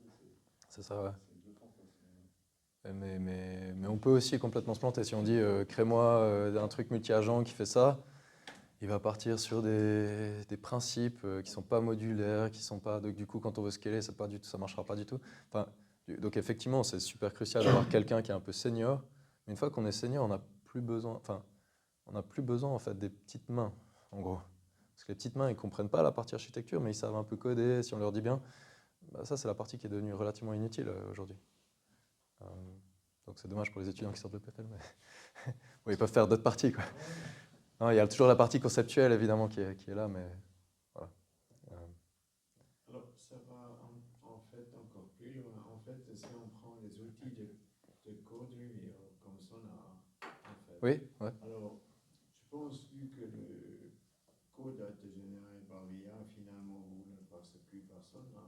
Si, moi, j'ai toujours SonarQube pour Oui, ok. pour juste monitorer. Enfin, je pense que les bonnes pratiques, elles ne bougent pas. Ok. Il faut quand même une certaine une garantie de qualité au final. C'est pas l'IA qui va faire ça. Pour moi, c'est réduire la friction. Et je me suis coupé moi-même dans mon film, mais quand je disais que là, il disait plutôt 20-30% de productivité, pour moi, c'est plutôt 150. Enfin, je ne sais pas quantifier, mais la partie requirement, elle est toujours là, un peu de la même façon. Elle est plus agréable parce que j'utilise l'IA pour la faire. À la fin, mais les fichiers vraiment que je dois produire pour l'entreprise, ben, c'est quelques clics depuis le fichier d'instruction, disons, parce que c'est les mêmes requirements, ils n'ont juste pas exactement la même forme. Donc, tout est centralisé un peu comme ça. Et puis, si je dois réaliser le truc, alors là c'est la partie qui est extrêmement, beaucoup plus rapide. Mais ça dépend des métiers, parce qu'effectivement, par exemple, l'IA dans la santé, c'est ce qui me concerne le plus. Il n'y a aucun projet d'IA générative qui a montré un gain en productivité aujourd'hui. C'est des gains en efficacité, donc c'est-à-dire que la durée de la tâche, elle n'a pas changé, mais c'est la nature. C'est comme on disait, c'est moins de charge mentale, mais on passe beaucoup plus de temps à valider les choses, en fait. Mais ça, c'est aussi parce qu'ils n'ont été pas forcément bien conçus. Si on conçoit intelligemment, puis on dit, on fait une interface où la validation, elle fait partie du processus, entre guillemets. Donc on n'a pas un truc typiquement où, comme on entend avec des gros, je ne vais pas citer de nom de la santé, mais il y en a qui sont, ah oui, on enregistre une consultation entière, puis après vous allez, puis vous avez vos rapports qui sortent et tout. Est-ce que c'est fiable? Ben non, parce que est-ce que les médecins, ils vont aller après valider des dizaines de rapports? Ben oui, ils vont le faire, mais en cliquant. Ils vont dire ouais, c'est bon, c'est bon, c'est bon. Puis là, les hallucinations, ça commence à être la boîte de Pandore. Donc, c'est pas ce processus-là qui est désirable, en fait. C'est pas genre je fais tout pour vous, puis après vous avez juste à revoir vos documents. Parce que l'humain, il va pas faire ça. Il faut le forcer à être dans la boucle tout le long. Ça, c'est une histoire de design, en fait.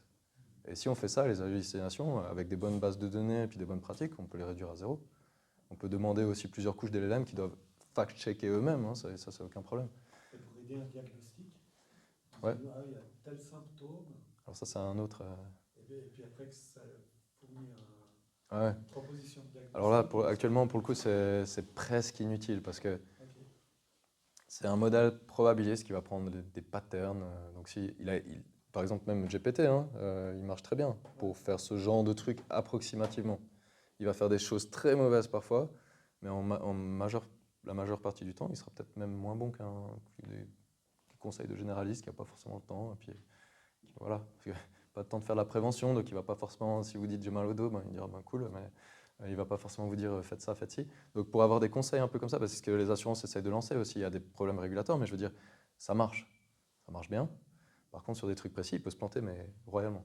Donc après, il y a comment... C'est pour le médecin, voilà. pour soutenir le médecin Ouais. dans son diagnostic. C'est juste que là, il faut le concevoir vraiment très très différemment, parce que en fait, il faut sortir du texte tous les éléments qui sont pertinents. Après, il faut aller chercher des modèles qui sont affinés. C'est des modèles de deep learning pour le coup. C'est plus du LLM. C'est plus lui qui va faire les liens. Et là, on va les valider en tant que boîte noire qui fait ça. Puis après, le LLM, il va juste aller chercher cet outil, il va comprendre que c'est cet algorithme qu'il faut utiliser. Il va sortir les éléments. Ça, il le fait bien. Peut-être, voilà, de façon structurée, il y a plein de façons de le faire. Et après, à la fin des fins, il va utiliser l'outil, il va avoir le diagnostic et puis il va faire formuler. Juste. Mais on ne peut pas, actuellement en tout cas, sur l'architecture des LLM, utiliser ça comme modèle de classification. On ne fait jamais de la prédiction en santé, c'est juste classifier. C'est juste quelle catégorie dans laquelle tu vas tomber. Mais donc pour ça, ils sont absolument inutiles. Dans la santé, ça n'a pas fait de grosse différence, mais c'est parce qu'à mon avis, ce n'est pas bien conçu. Donc je pense que ça va de plus en plus faire énormément de différence. Les assistants médicaux, ils vont être là, c'est sûr. Les assurances, ils commencent à faire ça. Donc les symptômes checkers qu'on connaît, genre AVA ou ce genre de choses, ils vont se transformer on parle et puis l'outil va avoir les réponses à ces questions comparé à des guidelines cette fois fiables et ce genre de choses. Donc voilà, mais ce que je veux dire, c'est qu'on ne peut pas se fier sur la distribution de probabilité qui est dans l'outil. Ça doit juste faire le lien langagier et derrière, il y a toujours des guidelines, il y a toujours des choses fiables, etc., qui ont été validées, certifiées, voilà. Si on veut le faire bien. Voilà. Ensuite, je vous ai fait un petit exemple de projet, une petite liste en fait des choses qui deviennent possibles, mais c'est à peu près tout ce que vous pouvez imaginer. Donc il y a peu de barrières en fait pour tout un chacun. Ça peut être organiser un événement, planifier un voyage, faire un budget familial, un CV, des lettres. Bref, on peut faire quasiment tout, écrire des livres, des scénarios, des blogs, des contenus de réseaux sociaux, des portfolios. Évidemment, la limitation actuellement, mais c'est juste les modèles, c'est pas l'interface. Par exemple, pour faire du contenu imagé, c'est un peu plus compliqué. Mais en même temps, on n'est pas si loin parce qu'on pourrait dire, à chaque fois que j'ai un nouveau truc, rédige-moi un prompt efficace pour mid-journée. Donc après, sur un outil de génération d'images, pour respecter un peu les images que je manipule actuellement dans le même style et autres. Et puis après, on a juste à copier le texte du prompt puis aller sur Midjourney pour le faire. À terme, évidemment, que toutes ces parties, images, vidéos, puis peut-être d'autres choses, par exemple des timelines de santé ou j'en sais rien, tout ça, ce sera dans ces deux modèles, à terme. Mais voilà, pour l'instant, on n'y est pas exactement. Et Puis après, ben, tout le reste, business plan, des pitchs, enfin tout ce que vous voulez, mais voilà. Et du coup, ça j'imagine c'est beaucoup basé texte, mais c'est quoi ton expérience ou votre expérience avec tout ce qui est front-end? De du coup aller prendre des interfaces Ouais. et en gros dire bah voilà j'aimerais quelque chose qui ressemble fortement à ça. Ouais. Alors là, C'est c'est quoi exactement... votre expérience? Alors moi, la façon dont je le fais, c'est je crée exactement ça. Donc juste pour avoir la fonctionnalité. Donc après, par exemple, je clique sur ça, ça lit bien à l'autre page, etc. Mais tout est moche. Ouais. Donc Tu la fonctionnalité est là. proposes en sous-ensemble de Ouais. fonctionnalités. Et actuellement, et ça c'est en train de changer sur Copilot Spark déjà, donc ils intègrent maintenant de plus en plus un modèle qui s'appelle V0, qui est fait pour le front-end, enfin pour designer. Donc actuellement, moi comment je le ferais, je dirais après, bah, voilà j'ai mon projet que j'ai généré avec Cursor qui est moche mais qui fait exactement tout ce que je veux. Donc je clique au bon endroit, la fonctionnalité y est. Je prends chacune des pages, ou même plusieurs, et je vais sur V0, je lui dis tiens, j'aimerais ce style-là, et puis refais-moi le style en fait. Il va juste adapter le style. Et puis en quelques interactions sur V0, bah, j'ai transformé mon code brut en un truc qui est magnifique et qui respecte, voilà. Donc c'est très simple à faire. C'est juste à la fin, une fois qu'on a la fonctionnalité là, ben, c'est juste j'aimerais que ce bouton soit plus beau, machin, ou j'aimerais juste que ce soit la même chose que cette autre app que je connais bien, et puis j'aimerais que ce soit le même style, mais que ça se voit pas. Enfin, je sais pas, tu peux imaginer tout ce genre de choses. Mais cette étape-là, exactement. Ça, V0, il le fait super bien pour le coup. Mais c'est une plateforme différente, qui est aussi payante, etc. C'est Copilot, ça, V0? Non, V0, c'est un autre, complètement un autre provider. Qui s'appelle comme ça? Et il y en a qui sont pour, je ne sais pas si vous travaillez avec Figma, ce genre de trucs, bah, ils ont tous maintenant, comme Adobe et autres, des modèles d'IA qui sont propriétaires, qui font exactement ces workflows. Peut-être qu'un jour ce sera aussi là-dessus, c'est peu probable. Enfin pour la partie front-end oui, mais j'imagine pour Adobe, non, il n'y aura peut-être pas de l'édition de photos dans ces outils, quoi. Mais voilà, à terme de toute façon, là on est dans un monde où c'est nous les agents encore, mais là on a des OS qui arrivent, où c'est multi-agent, donc on a un agent qui maîtrise bien Adobe, un autre qui fait ça, qui fait ça, qui fait ça. Chacun peut fournir son agent. Donc au lieu d'intégrer dans des applications, peut-être que Adobe il peut fournir un agent. Et puis après on peut se plugger à cet agent. Puis si on a un projet qui inclut un designer, un machin, un front-end et puis un autre, on prend les agents de chacun, peut-être payants, peu importe. On les met dans notre OS et ils réalisent les instructions au final. Parce que toutes ces choses-là vont arriver, on n'y est pas encore complètement, c'est pas la façon de réfléchir. Mais c'est un peu ce genre d'interaction, à mon avis, qui vont arriver avec les systèmes multi-agents de plus en plus. Sur les OS, déjà, Apple Intelligence et autres, c'est un peu de ce type-là. C'est aussi un agent qui maîtrise une tâche, qui connaît un certain nombre d'outils, qui est un orchestrateur de ça. Donc on va y arriver, c'est juste que c'est tellement long. Puis c'est pas désirable non plus, parce qu'avec juste ça, moi je le dis tout le temps, ça, on peut s'arrêter là pour moi. Moi, mon job, il est génial comme ça. J'ai pas besoin de plus, en fait. Ils n'ont pas besoin d'aller plus loin. C'est génial comme ça, quoi. J'ai pas besoin qu'on fasse plus pour moi ou quoi que ce soit. La partie créative, elle est là. Je trouve ça agréable à utiliser. Ça fait ce que ça doit. Ça n'a pas besoin d'être beaucoup plus fin sur le code non plus. À mon avis, déjà, Claude 3.5, là, il est bon. Ça va aller vers du mieux, évidemment. Mais je veux dire, on a aussi l'opportunité, et c'est aussi le but de iSuisse, de juste créer de la valeur au final. Parce qu'on peut faire de la tech comme ça sans fin. Mais là, on a un outil hyper puissant pour faire quasiment, dans n'importe quelle entreprise, de la différence rapidement. Donc, après, il y a des vrais problèmes de société. Donc, c'est aussi peut-être se focaliser plus sur ça que les systèmes multi-agents qui font tout pour nous. Mais voilà. Comment on travaille à plusieurs sur un même projet? Je suis obligé d'avoir un lien Git ou je peux faire... Non, alors, très concrètement, bah, ça dépend quel type. Voilà, si c'est des programmeurs, bah, ça serait plutôt sur Git à la fin. Mais j'essaierai de le faire. Je ne sais pas exactement sur comment, parce que je n'ai pas cristallisé ça, mais l'idée, c'est d'avoir vraiment un endroit partagé où il y a une structure de fichiers. Ça peut être un repository Git, ça peut être un Google Drive partagé, peu importe. C'est des instructions en fait. Voilà. Et comme je disais un peu au début, mais peut-être maintenant ça devient plus clair, après, si on va, je sais pas, un Google Drive traditionnel, il y a quoi? Il y a peut-être Sales, Management, blablabla, plein de trucs. Quand on va dedans, il y a des sous-projets, etc. Bah, dans chacun de ces sous-projets, s'il y a un process à faire pour n'importe qui, eh ben, il y a un fichier ou plusieurs d'instructions qui sont versionnées, avec qui les a créées, etc. Peut-être l'historique des conversations. Et puis, quand quelqu'un arrive de nouveau qui doit faire une tâche similaire, ben, il ouvre Composer et il l'a fait. Mais il l'a fait en 2 secondes plutôt que de taper tout sur ChatGPT. C'est ce genre de process. C'est très facile à mettre en place. Ça force en plus la documentation de ce qu'on fait. parce que c'est pas du tout... Enfin, je sais pas, peut-être vous avez une entreprise incroyable, mais nous, on s'en sort bien. Mais je veux dire, il y a beaucoup de gens qui y vont, et puis ils font leur présentation, et puis ils n'ont pas du tout défini comment, en respectant quoi. Enfin, je veux dire, pareil pour les... Enfin, voilà, il y a une énorme perte de temps, et à mon avis, ça se résout juste avec une interface comme ça. Il n'y a pas besoin de demander à une entreprise à payer 200 000 d'intégration avec des discussions sans fin pour avoir un chat GPT interne qui va faire rien de tout ça, en fait. Et là, pour le coup, ça, c'est utilisateur, on en parle comme ça en interne, mais je veux dire, les copilotes ou curseurs, ils ont tous une version entreprise. Donc, c'est aussi moins cher si c'est pour une entreprise. Donc, plutôt que de payer chacun 20 francs de ChatGPT ou je sais pas, qui amène à rien, enfin, c'est sympa pour jouer avec les enfants, mais vaut mieux peut-être investir dans une plateforme. Puis, OK, il n'y a pas de partie mobile, ça c'est un fait, il n'y a pas de mobile, on ne peut pas interagir sur son mobile. Mais, bah voilà, c'est pas une barrière, quoi, on le sait tous, enfin, pour ceux qui... Voilà. Donc c'est un peu le type de workflow que je vais faire passer. Je pense que c'est utile pour aussi...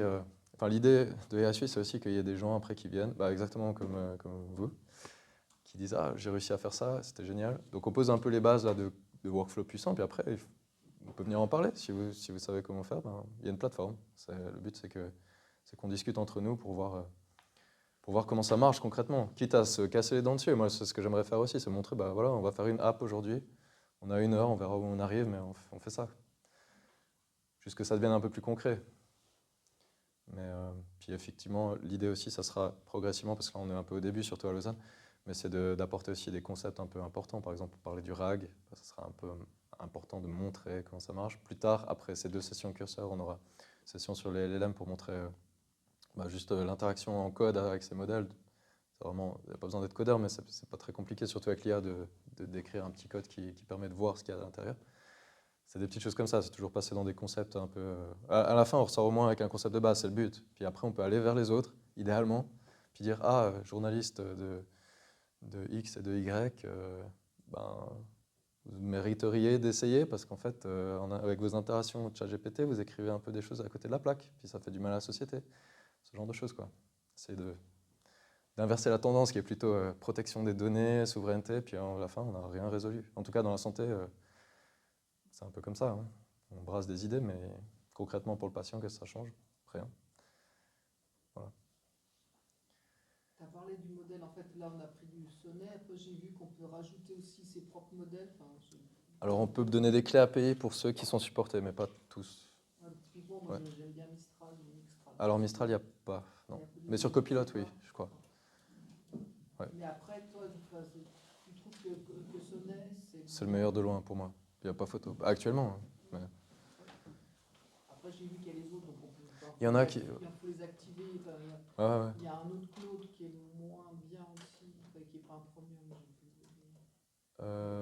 Oui, il y a le Haiku, je sais pas. Ouais, ça, ouais, mais ça, il est inutile. Enfin, ça sert à rien. Ouais. Non, après, il y a des versions open source. Si vous êtes vraiment développeur, alors il y a des solutions de contourner ça. Il y a des interfaces, par exemple, comme Clint, avec Gwen. Il y a des combinaisons de modèles open source qui sont entraînés sur des codes qui sont à principe plus puissants. Mais bon, c'est un peu comme... vous avez un macOS, vous pouvez résoudre un problème, ou Windows. Puis non, vous êtes là, non, j'aimais bien l'Unix version je sais pas quoi, et puis je vais tout installer moi-même. Enfin, c'est un peu ça, quoi. Ça marchera sûrement. On peut faire des très belles choses avec, mais c'est pas forcément très productif, c'est ça que je veux dire. Enfin, vous allez beaucoup passer du temps à installer, débugger ces choses-là, plutôt qu'à résoudre des choses quoi, concrètes. Et dans le médical, par exemple, il y a juste en face, ils ont créé un modèle qui s'appelle Meditron. La logique, c'était exactement ça, c'est de faire un expert qui connaît tout le médical très bien. C'est un LLM entraîné que sur du médical, donc pour le coup, il devrait répondre beaucoup mieux à ses trajectoires de santé. C'est le cas. Par contre, il est absolument nul pour tout le reste, parce que en fait, les gens, ils ne réalisent pas forcément, mais l'entraînement sur les données brutes, c'est presque rien d'un LLM aujourd'hui. C'est tout le reinforcement qu'on fait derrière. Donc, c'est des gens qui ont mis beaucoup, ils ont payé plein de gens pour arriver et dire « Ah, vous avez ce problème, alors c'est comme ça que je le résous ». Donc, c'est en fait des chaînes de raisonnement qu'on a fournies. Et puis, au final, on fait un O1 preview, on fait un peu de la recherche, Monte Carlo ou autre, dans cet espace de raisonnement, pour, quand on arrive avec un problème général, aboutir sur un raisonnement qui marche bien pour notre problème. Mais déjà, c'est un gâchis, c'est inefficace, parce que pourquoi on aurait besoin de chercher dans l'espace de tous les problèmes pour résoudre un truc? C'est gourmand en énergie, comme on le voit, ça prend 20 secondes, etc. Alors qu'on sait ce qu'on veut. On a juste à l'écrire. On écrit un fichier d'instruction, on dit je veux ça. Je veux pas faire autre chose, je veux faire ça. J'ai pas besoin de demander un truc qui connaît la planète entière de tous les raisonnements du monde. Donc ça, c'est vraiment la grosse différence. Et je pense que là, on est en train de se mettre dedans, en guillemets, surtout au niveau environnemental, entre les plateformes grand public comme ChatGPT ou autres, où on se dit c'est génial, on pourra tout faire dessus. Puis du coup, on consomme de ça, alors qu'on n'a même pas réfléchi à ce qu'on voulait faire à la base. C'est beaucoup plus efficace de juste résoudre exactement ce dont on a besoin plutôt que d'avoir un truc qui doit articuler lui-même. Donc c'est un peu magique, ça fait un peu, voilà, ça fait son effet marketing, mais c'est pas du tout ce dont on a besoin pour résoudre des problèmes. Enfin, j'espère que je vous ai montré, mais après, voilà, c'est un peu l'expérience, quoi. Et la plupart de ces tâches-là, si vous voulez même essayer de produire le même rapport avec les mêmes instructions sur ChatGPT, bah, si vous y arrivez, venez présenter parce que je pense que ça sera intéressant de voir, quoi. Mais... Bon, on peut essayer avec ça, hein. On change le modèle, on met GPT 4.0 et c'est bon. Ah non, mais je dis sur l'interface ChatGPT. Ouais. Non, parce qu'avec l'autre modèle, ça marche bien aussi, je pense. C'est marginal. Des fois, même sur du texte comparable. J'essaie de comparer des mêmes instructions. Moi, je sais que quand je parle, même sur l'interface Claude par rapport à ChatGPT, ben j'ai une qualité de réponse qui correspond plus à ce que j'écrirais moi, plutôt qu'un texte un peu flou avec, je sais pas, une culture un peu plus américaine derrière, je sais pas. Enfin, moi, ça me parle pas, c'est un texte trop flou en fait, c'est pas le langage précis que j'utilise souvent. Et c'est pour ça que bah, c'est des sensibilités, hein, peut-être qu'il y en a qui préfèrent, mais... Mon expérience avec Claude Personnel, clairement, quand on l'utilise régulièrement, Il y a moins d'emphasie. c'est plus naturel. C'est plus précis, c'est plus naturel. Merci. Merci.